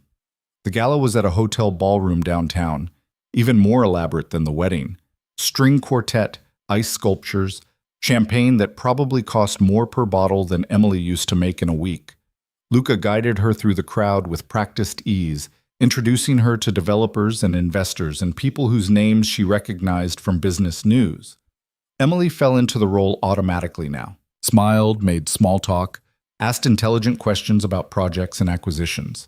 She was still nervous, still second-guessing herself constantly, but she'd learned to hide it better.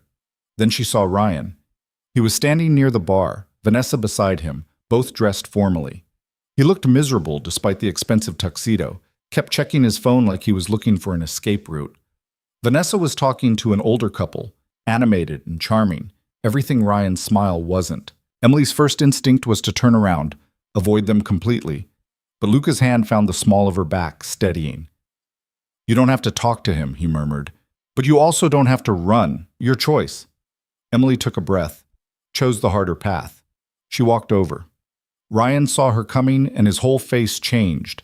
Relief mixed with anxiety, mixed with something that looked like regret. He said, I didn't know you'd be here. Luca's working with Marcus Whitmore. Why wouldn't I be here? Emily kept her voice neutral, polite. Not warm, but not hostile either. Vanessa turned, assessed Emily with sharp eyes. Emily, what a surprise. You look lovely. Thank you. So do you. Emily meant it. Vanessa was stunning in a red dress that probably cost $5,000. But up close, Emily could see the tension in her jaw, the way her smile didn't quite reach her eyes. Ryan's been trying to reach you, Vanessa said, and there was an edge to her voice. I told him to leave you alone, but apparently he has things he needs to say. Ryan flinched. Ness, don't what? Don't mention that you've been obsessively checking her Instagram? Don't bring up that you called her 12 times after our wedding? Vanessa's smile was razor sharp. I think Emily deserves to know how interested my husband is in his ex. The words hung in the air, toxic and cutting. Emily saw the truth of their marriage in that moment. The cracks beneath the perfect surface, the resentment simmering under expensive clothes and forced smiles. I'm not interested in whatever Ryan needs to say, Emily said quietly. We're done. We've been done. I'm just here to support Luca. She started to walk away, but Ryan grabbed her arm. Please. 5 minutes. That's all I'm asking. Luca appeared at Emily's other side, and his presence shifted the entire dynamic. He didn't say anything, just looked at Ryan's hand on Emily's arm with an expression that made very clear how unacceptable that was. Ryan dropped his hand immediately. We're done here, Luca said, voice calm but absolutely final. He guided Emily away, and she led him, relieved to escape the wreckage of Ryan's marriage. Are you okay? Luca asked when they were out of earshot. Yeah. Emily realized she meant it. I feel bad for them, for how miserable they both looked. But I don't feel bad for me anymore. Good. Because you have nothing to feel bad about. He squeezed her hand gently. Come on. Marcus is waiting. The meeting with Marcus Whitmore went better than expected. He liked their proposal, appreciated the research Emily had compiled on market trends and development potential. By the end of the conversation, he'd agreed to partner on 2 of the 3 properties, bringing capital and connections that would fast-track the entire process. Walking back to the car at midnight, Emily felt like she was floating. We did it, she said. We actually did it. You did it, Luca corrected. That research you put together on zoning changes? That's what convinced him. You proved we knew what we were talking about. Emily stopped walking, turned to face him. Luca, why did you really choose me? For the wedding, for all of this. The real reason. He was quiet for a long moment, studying her face in the streetlight. Because I saw something in you that reminded me of myself. Someone who'd been told they were less than they were, who'd started to believe it. And I thought if I could help you see what I saw, maybe... He trailed off. Maybe I could prove that transformation is actually possible, that we're not stuck being who we were. Are you trying to transform yourself too? Every day. He smiled, but it was sad. The difference is I've been doing it alone. You make it look easier. Emily didn't know what to say to that, so she just stepped closer and, without thinking too hard about it, hugged him. Luca went still for a second. Then his arms came around her, holding her carefully, like she might break. Thank you, Emily whispered, for seeing me when I was invisible. You were never invisible, he said against her hair. Just hidden. There's a difference. They stood there under the streetlight for a long moment, and Emily felt something shift between them. Something that went beyond business arrangements and strategic performances. Something real and complicated and maybe dangerous. But she didn't pull away, and neither did he. They stood under that streetlight for maybe 30 seconds, but it felt longer. When Emily finally pulled back, she could see something in Luca's expression she hadn't seen before. Uncertainty. Like he'd revealed more than he meant to and wasn't sure how to take it back. We should go, he said, voice rougher than usual. It's late. The drive back to her apartment was quiet but not uncomfortable. Emily kept stealing glances at him, trying to reconcile the confident businessman who commanded every room he entered with the man who just admitted he was trying to transform himself too.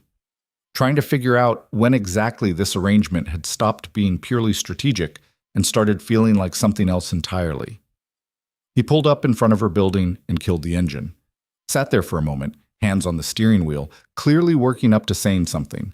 "Emily, we need to talk about what happens next." Her stomach dropped. "Are you ending this?" "No.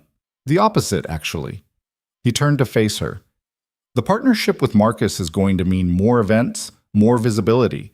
People are going to scrutinize our relationship even harder. And I need to know if you're comfortable with that, or if we need to create an exit strategy." "What kind of exit strategy?" "We stage a breakup. Mutual, amicable. You move on to a different role in the company. I continue solo. We protect your reputation and give you space to build your career independently." He paused. "It's the safer option." "And the other option?" Luca's jaw tightened. "We keep going. Let this evolve into whatever it's becoming, which is messier and more complicated and might blow up in both our faces, but it's also more real." Emily's heart was hammering. "What is it becoming, Luca?" "I don't know, but I think we both feel it." He met her eyes. "I told myself this was just business, that I was helping you because it served my purposes. But somewhere along the way it stopped being that simple." "When?" Emily asked quietly. "The gallery. When you walked up to Robert and actually engaged instead of hiding. I watched you become yourself in real time, and He stopped, shook his head. "I'm not good at this.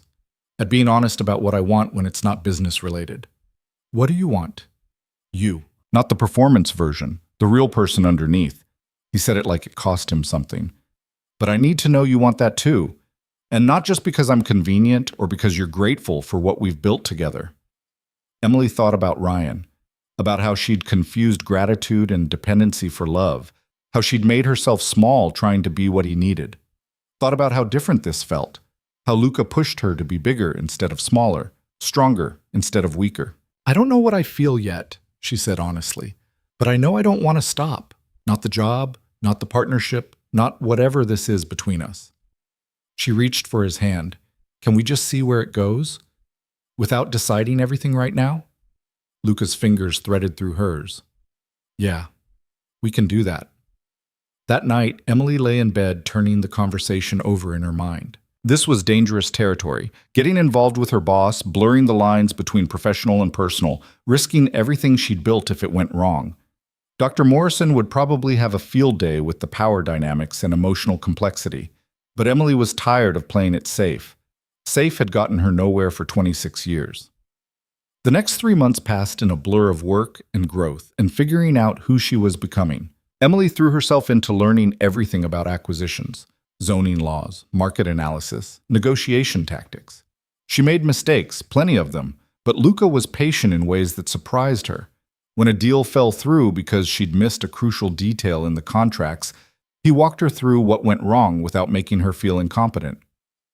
"Failure is part of learning," he said, spreading the contracts across his desk. "The only way you'd be worthless to me is if you didn't learn from it." Emily did learn, fast. Patricia started giving her more responsibility, trusting her to handle preliminary negotiations, to coordinate with lawyers and contractors. By the end of month 2, Emily was running point on a smaller acquisition completely independently. The night that deal closed, Luca took her to dinner at the restaurant where they'd practiced being engaged months ago. This time felt different, less like a lesson and more like a celebration. "You did it," he said, raising his wine glass. "Completely on your own. I barely had to touch that negotiation. You reviewed all my work, but I didn't change anything because you got it right." He smiled, genuine pride in his expression. "Emily, you're good at this. Better than you probably realize. I had a good teacher. You had the capability all along. I just gave you permission to use it." He set down his glass. "Have you thought about what comes next? Long term, I mean." Emily had been thinking about it constantly. "I want to keep doing this. Maybe eventually handle bigger acquisitions. Build enough expertise that I'm valuable beyond just working for you." "So you're planning an exit?" "No, but I'm planning to be good enough that staying is a choice, not a necessity." She met his eyes. "I don't want to need you, Luca. I want to choose you. There's a difference." His expression softened. "Yeah, there is." They'd been careful about their personal relationship, keeping things mostly professional at the office. But the boundaries were getting harder to maintain. Sometimes Luca's hand would linger at her back a moment too long. Sometimes Emily would catch him watching her with an expression that had nothing to do with business. Sometimes, late at night when they were reviewing contracts in his office, the air would get heavy with things neither of them was quite ready to say. It was Patricia who finally called it out. She appeared at Emily's desk one afternoon with coffee and a knowing look. "You two are being ridiculous," she said without preamble. "Excuse me?" "You and Luca. The tension is so thick I could cut it with a letter opener. Either do something about it or don't, but stop pretending there's nothing there. It's distracting." Patricia set down the coffee. "For what it's worth, I think you're good for him. He's different since you started. Less closed off." Emily felt her face heat. "We're keeping things professional." "Right, and I'm the Queen of England." Patricia headed back to her desk, then paused. "Just don't hurt each other, okay? You're both fragile in ways you pretend you're not." That conversation stuck with Emily. She'd been so focused on her own transformation that she hadn't paid enough attention to Luca's. But Patricia was right. He was different now than he'd been at the beginning, smiled more easily, talked about his past in Italy without that guarded expression, let his walls down in small increments. The breaking point came on a Tuesday. Emily was in Luca's office reviewing quarterly projections when his phone rang. He glanced at the screen and his whole body went rigid. "I need to take this," he said, voice tight. "Give me a minute." Emily stepped out, but even through the closed door she could hear pieces of the conversation. Luca speaking rapid Italian, his tone sharp and defensive. Then silence. Then something that sounded like breaking glass. She knocked carefully. "Luca?" No response. Emily opened the door slowly. Luca was standing at the window, one hand braced against the glass, breathing hard. His phone was on the floor in pieces. "What happened?" she asked quietly.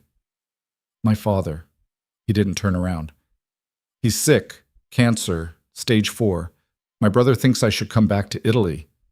His laugh was bitter. "After 10 years of not speaking to me, now they need something." Emily's chest tightened. "Do you want to go?" "I don't know. We didn't exactly part on good terms." He finally turned to face her, and she saw the cracks in his composure. "I left Italy because they wanted me to take over the family business. Legitimate on the surface, less legitimate underneath. I wanted something different, something clean. My father called me a coward, disowned me, and I haven't been back since." "But he's your father." "He's a stranger who happens to share my DNA." Luca's voice was flat. "Emily, I built everything here from nothing because I refused to compromise my principles. Going back would mean facing everyone who told me I'd fail. Admitting that maybe I missed them despite everything." Emily walked over to him, took his hand carefully. "You don't have to decide right now, but you also don't have to face it alone. Whatever you choose." Something in his expression crumbled. He pulled her into his arms, holding her tight enough that she could feel him shaking. They stood there for a long time, and Emily realized this was the first time she'd seen him actually vulnerable. Not strategic, not controlled, just human and hurting. "Come with me," he said against her hair. "What?" "To Italy. If I go, come with me. I can't." He pulled back enough to look at her. "I don't want to do this alone." "Luca, that's a huge ask." "I know, and you can say no, but I'm asking anyway." His eyes searched hers. "Please." Emily thought about all the reasons she should say no. The work piling up, the deals that needed attention, the fact that meeting his family meant crossing a line they'd been carefully avoiding. But she thought about him standing at that window looking broken, and she couldn't leave him to face that alone. "Okay," she said, "I'll come." They flew out 3 days later. First-class tickets on a direct flight to Rome. 11 hours of Luca getting progressively more tense. Emily had never left the country before, had barely left the state. Everything felt surreal. The airport, the plane, the Italian countryside spreading below them as they descended. Luca's brother Marco met them at the airport. He looked like a younger version of Luca, same sharp features but softer somehow, less guarded. He and Luca spoke in rapid Italian, tension crackling between them, before Marco seemed to remember Emily was there. "Sorry," he said in accented English. "You must be Emily. The fiancé. Emily glanced at Luca. They'd agreed to maintain that fiction for simplicity, but hearing it from his brother felt different. That's me, she said. The drive to Luca's family home took 2 hours through countryside so beautiful it hurt to look at. Rolling hills, vineyards, old stone buildings that had probably stood for centuries. Luca stared out the window the whole time, jaw tight, saying nothing. The house was massive, 3 stories of weathered stone and terracotta roof, gardens that probably required full-time staff to maintain. Emily felt completely out of her depth. Luca's mother met them at the door. She looked like she'd been beautiful once, and still was. In that way, Italian women somehow managed even in their 60s. Her eyes were red from crying. "Luca," she said, and pulled him into a hug he didn't return. Then she switched to Italian, speaking fast and urgent. Luca responded in the same language, his tone careful, and Emily stood there feeling useless and invisible. Finally, his mother seemed to remember her manners. "You must be Emily. Welcome. Come inside, both of you. We'll talk after you've rested." The guest room they were shown to had 1 bed. Emily looked at Luca questioningly. "They think we're engaged," he said quietly. "It would be strange if we asked for separate rooms." "Right." Emily set down her bag. "Are you okay?" "No, but I will be." He sat on the edge of the bed, running his hands through his hair. "Thank you for coming. I know this is a lot." Emily sat beside him. "Tell me about your father. The real version, not the sanitized one." Luca was quiet for a long moment. He was complicated, loved us fiercely, but on his terms. He built an empire in olive oil distribution, but the way he built it involved compromises I couldn't accept. Bribes, intimidation, connections to people who did worse things. He saw it as necessary. I saw it as corruption. He looked at her. When I told him I was leaving, he said I was throwing away my birthright, that I'd regret choosing my conscience over my family. Do you regret it? Every day. But I'd do it again. His smile was sad. I wanted to prove you could succeed without compromising everything you believe in. I'm still trying to prove it. They went downstairs an hour later. The whole family was gathered. Marco, Luca's mother, 2 sisters Emily hadn't known existed, various cousins and aunts and uncles. Everyone spoke Italian, switching to English periodically for Emily's benefit, but clearly more comfortable in their native language. Dinner was elaborate and overwhelming. Course after course of food Emily couldn't pronounce, wine that tasted like sunshine, conversations that switched between languages so fast she couldn't follow. She watched Luca navigate it all with careful politeness, answering questions about his business, deflecting inquiries about the wedding, maintaining distance even while physically present. After dinner, his mother pulled him aside. Emily watched them talk in the hallway, the conversation growing heated, his mother crying. When Luca came back, his expression was carved from stone. "My father wants to see me," he said quietly. "Tomorrow, alone." That night, lying in the dark with Luca tense beside her, Emily broke the silence. "You don't have to do this if you're not ready." "I do. He's dying. If I don't do it now, I'll regret it forever." He turned to face her. "Emily, I need to tell you something about why I really asked you to come." "Okay." "It's not just because I didn't want to be alone. It's because you remind me that transformation is possible, that people can choose to become better than they were." His voice was rough. "I look at you and see proof that we're not trapped by our pasts, and I need that right now. Need to remember that facing my father doesn't mean becoming him." Emily's throat tightened. "You're nothing like him, Luca. You built something honest, something that doesn't compromise your values. That takes more strength than taking the easy path." "Does it? Because right now it just feels lonely." Emily reached for his hand in the darkness. "You're not alone. Not anymore." He pulled her closer, and they fell asleep like that, tangled together, holding on tight. The next morning, Luca left early to see his father. Emily wandered the gardens, feeling out of place and useless. Marco found her sitting by a fountain, staring at nothing. "He always does this," Marco said in English, sitting beside her. "Carries everything alone, even when we were kids." "Does what?" "Tries to be invincible. After he left, my mother cried for months. My father got angry, then got quiet. Luca just disappeared and never looked back. Marco picked up a pebble, tossed it into the fountain. We all understood why he left. The business my father built, it's successful, but it's also complicated. Luca wanted something cleaner, but leaving the way he did, cutting us all off completely, that hurt.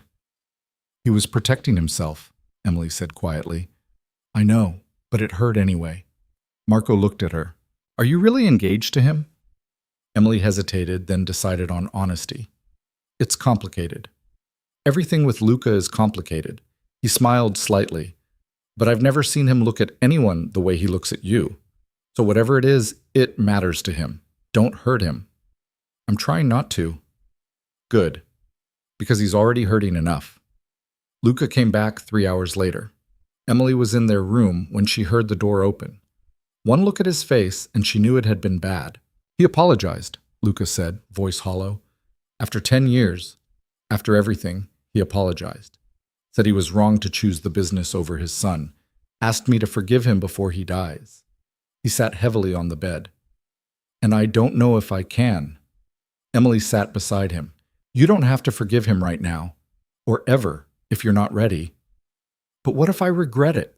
What if he dies and I'm left with all this anger and no way to resolve it? Then you carry it and you work through it. But you can't force forgiveness just to make things easier. She took his hand. Luca, you're allowed to still be hurt by what he did.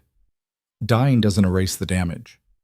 I know, but he looked so small in that hospital bed. Nothing like the man I remembered. And all I could think was that I wasted 10 years being too proud to pick up the phone. His voice broke. What does that make me? Human. Just human. Emily pulled him into her arms. You're allowed to grieve the relationship you should have had while also protecting yourself from the one you did have. Those things can both be true. He held on to her like she was the only solid thing in a shifting world. And maybe she was. They stayed in Italy for 5 more days. Luca visited his father twice more, conversations that left him drained and raw. Emily spent time with his family, learning about who he'd been before he became the man she knew. Saw pictures of him as a child, all serious eyes and careful smiles. Heard stories about his rebellion, his determination, the way he'd always been different from the rest of them. On their last night, Luca's mother cornered Emily in the kitchen. You love him, she said. Not a question. Emily didn't know how to answer. It's complicated. Love usually is. His mother poured wine for both of them. My son has spent 10 years building walls. You're the first person I've seen him let inside. Don't waste that. What if I'm not enough? What if I can't be what he needs? You already are. You're here, aren't you? When he needed someone, you came. That's not nothing. She squeezed Emily's hand. Just don't let him push you away when things get difficult. He'll try. It's what he does. Flying back to the States felt like returning to reality after a strange dream. Luca was quiet the whole flight, processing everything that had happened. Emily let him have the silence, understanding that some things needed to be worked through alone. When they landed, he turned to her in the car. Thank you for everything. I couldn't have done that without you. Yes, you could have, but I'm glad you didn't have to. Emily, I need to ask you something, and I need you to be honest. He took a breath. What are we doing? Really? Because I can't keep pretending this is just business or convenience or strategy. It stopped being that a long time ago. Emily's heart was pounding. This was it. The moment where she had to decide what she actually wanted instead of just reacting to what was happening. I don't know exactly what we are, she said carefully, but I know I don't want to lose it, whatever this is. That's not an answer. No, it's not, because I'm still figuring out who I am when I'm not trying to be what someone else needs. And I can't be in a real relationship until I know that. She met his eyes. But I want to figure it out with you. Not alone. Luca nodded slowly. Okay, then we figure it out together. No more pretending it's fake. No more strategic distance. We just see where this goes, honestly. Honestly, Emily agreed. The next few weeks tested that honesty. Luca's father died 2 weeks after they returned. Luca flew back to Italy for the funeral, and this time Emily stayed behind to manage the business. It was the right call professionally, but it felt wrong personally, leaving him to face that alone after everything. When he came back, he was different, quieter, more withdrawn. He threw himself into work with an intensity that worried Emily, staying late at the office, taking on more projects than was reasonable, avoiding any conversation that veered toward emotional territory. Emily gave him space, but not too much. One night, she found him in his office at 9 p.m., staring at financial projections like they held the secrets of the universe. "Go home, Luca. I'm fine. You're exhausted, and you haven't talked about the funeral or your father or anything real in 2 weeks." She sat on the edge of his desk. "You told me we were doing this honestly. That includes the hard parts." "I don't know what to say. He's gone. I never got the closure I wanted, and I'm angry about it, but I can't even enjoy the anger because he's dead, and being angry at a dead man feels pointless." He looked at her, and she saw how tired he was. "I feel like I'm stuck in this loop of grief and resentment, and I don't know how to get out." "So you work until you're too exhausted to feel it?"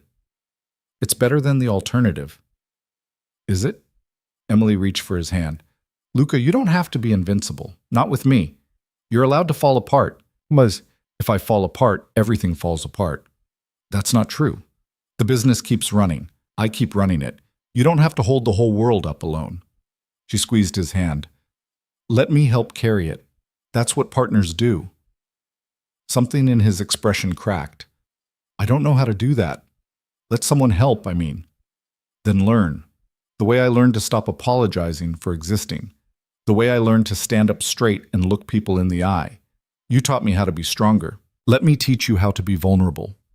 Luca pulled her into his arms, and she felt him shudder. Just once, but it was enough. They stood there in his office, holding each other, and Emily felt the dynamic between them shift again. Not leader and student, not boss and employee, just two people who'd found each other in the wreckage of their old lives and were building something new together. The fake engagement ended quietly. No dramatic announcement, just a gradual shift in how they presented themselves. The ring stayed on Emily's finger because by that point it felt like it belonged there, fake or not. People at events stopped asking when the wedding was and started just accepting them as a unit. 6 months after the wedding that started everything, Emily and Luca closed the deal with Marcus Whitmore.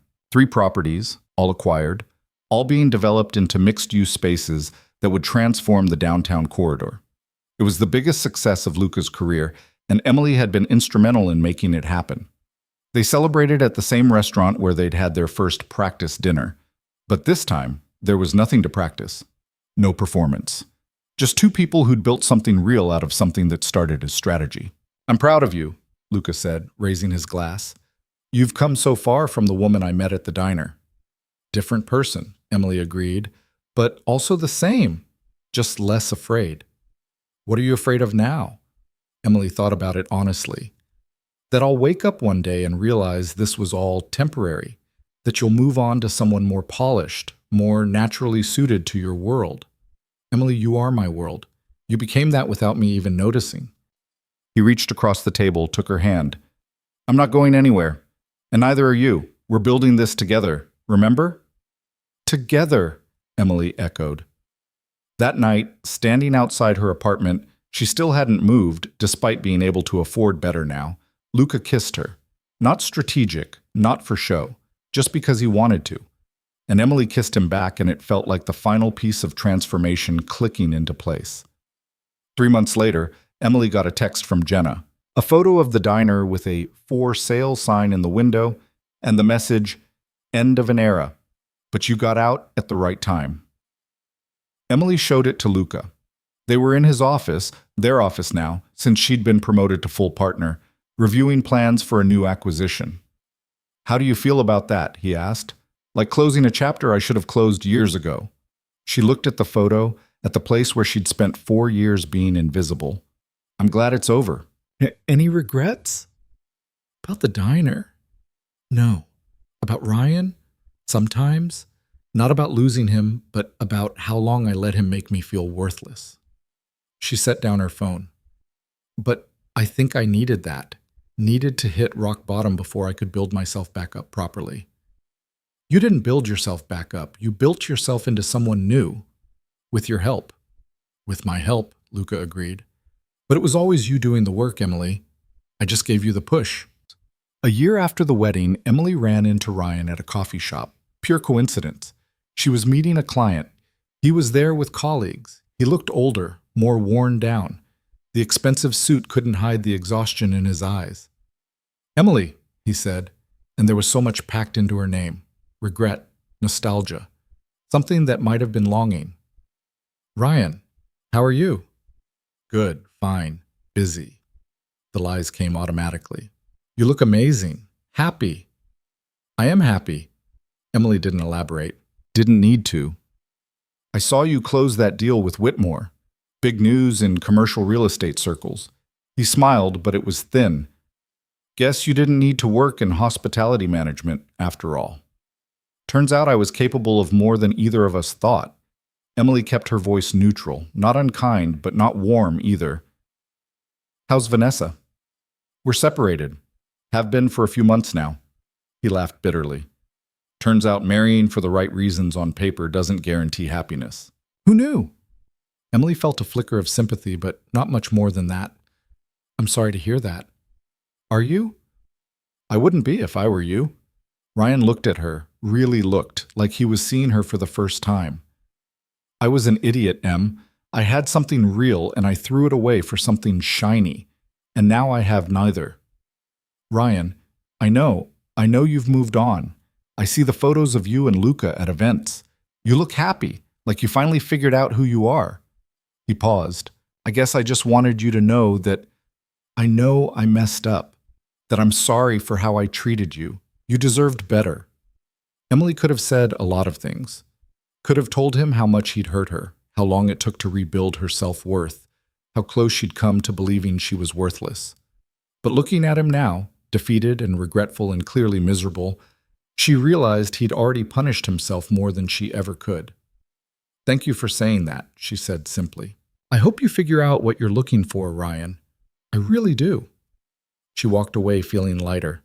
That chapter was finally completely closed. When she told Luca about it later, he just smiled. "How did it feel?" "Like talking to a stranger, like that whole relationship happened to someone else." Emily leaned against his desk. "Is that normal?" "You're different now, so yeah, it probably does feel like it happened to someone else. Because in a way it did." He pulled her into his lap. "The Emily who let Ryan define her worth doesn't exist anymore. You killed her off and became someone stronger." Poetic. "I have my moments." He kissed her softly. "Are we still pretending this is a fake engagement?" Emily looked at the ring she still wore. "I don't know. Are we?" "I'd like to stop pretending." Luca's expression was serious. "I'd like to make it real. Not right now, not with some big production, but eventually, when we're both ready." "That sounds like a proposal." "It's an intention. The proposal comes later when I can actually do it properly instead of in my office on a Tuesday afternoon." He smiled. "But I needed you to know that this is real for me. You're real for me. Everything we've built together." Emily's eyes stung. "It's real for me, too." 2 years after that wedding invitation arrived at her door, Emily stood in front of a mirror in a different dress. White this time, simple and elegant. Nothing like the emerald gown that had started everything. Jenna was beside her, adjusting the veil, talking a mile a minute about the ceremony. "Are you nervous?" Jenna asked. Surprisingly, no. Emily looked at her reflection and saw a woman she barely recognized from 2 years ago, confident, strong, someone who belonged exactly where she was. "I'm ready." The ceremony was small, just family and close friends, none of the elaborate production of Ryan and Vanessa's wedding. Luca's family had flown in from Italy, his mother crying happy tears, Marco serving as best man. Patricia was there, looking proud. Even Andre had come to make sure Emily's hair looked perfect. When Emily walked down the aisle and saw Luca waiting for her, she felt that same click of certainty she'd felt the night she decided to go to Ryan's wedding. This was right. This was real. This was the life she'd built from the ashes of the one that fell apart. "You look beautiful," Luca said when she reached him. "You look pretty good yourself." Emily smiled. "Ready to make this official?" "I've been ready since the moment you walked into my life and decided to be brave." The vows were simple, promises to support each other, to be honest even when it was hard, to keep growing together instead of apart. When they kissed, it felt like coming home. At the reception, Emily found herself thinking about how far she'd come, from the diner to here, from invisible to seen, from Ryan's discarded girlfriend to Luca's equal partner in business and life. "What are you thinking about?" Luca asked, pulling her onto the dance floor.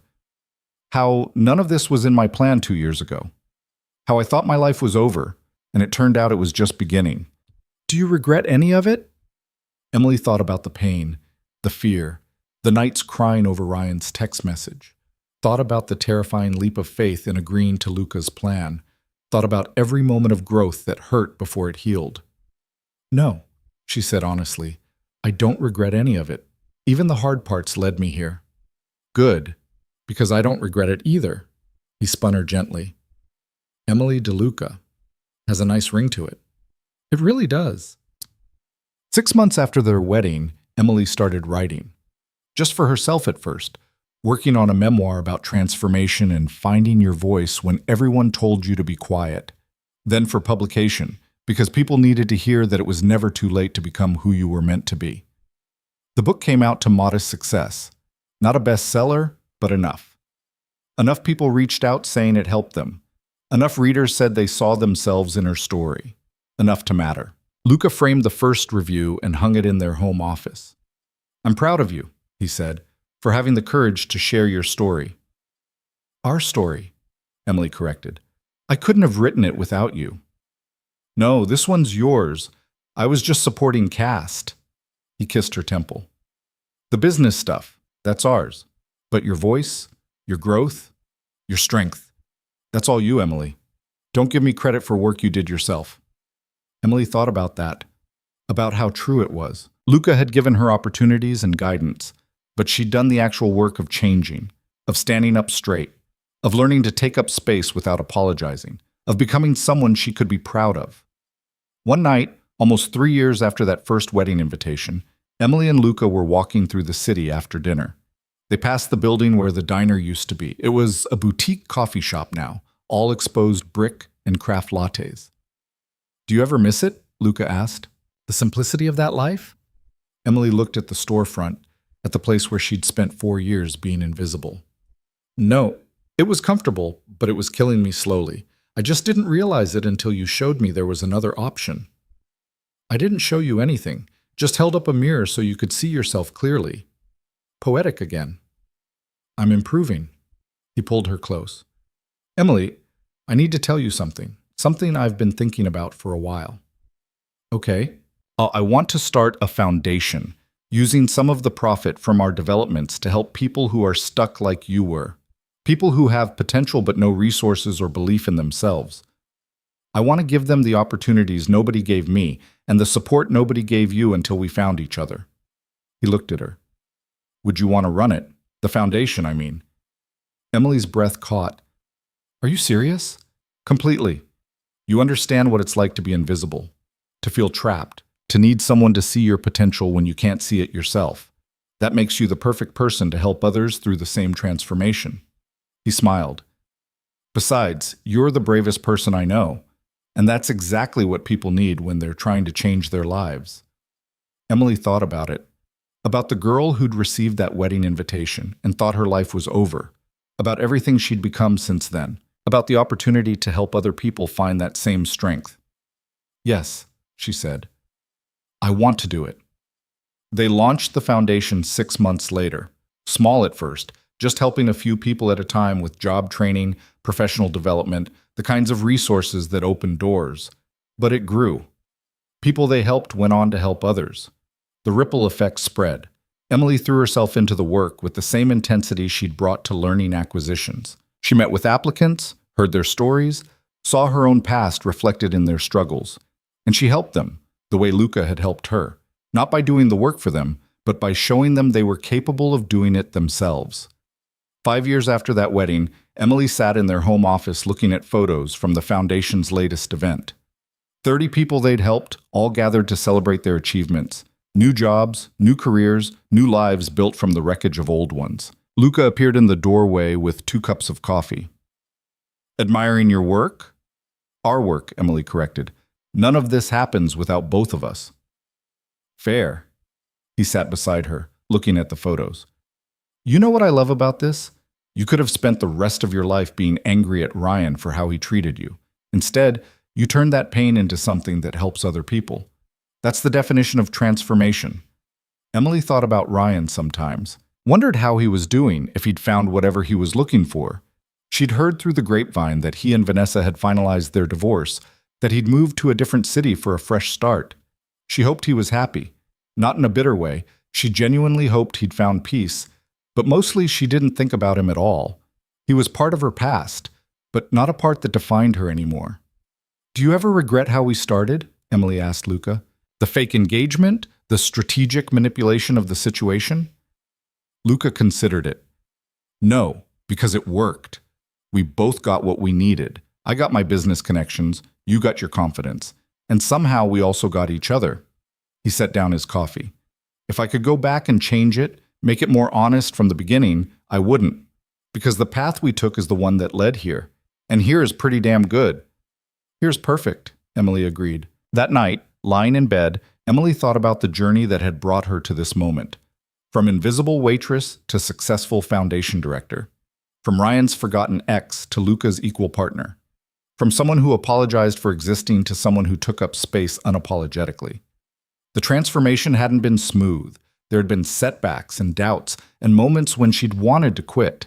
But she'd kept going, kept growing, kept becoming. And somewhere along the way, she'd stopped being Emily Dawson, the girl who wasn't enough, and become Emily DeLuca, the woman who'd built herself into something remarkable. The wedding invitation that started it all was tucked away in a drawer somewhere, mostly forgotten. Emily didn't need it anymore, didn't need the reminder of who she used to be or what she'd overcome. She knew her worth now, knew her strength, knew that she belonged exactly where she was. Not because someone else had made space for her, but because she'd claimed that space for herself. And that was the greatest transformation of all.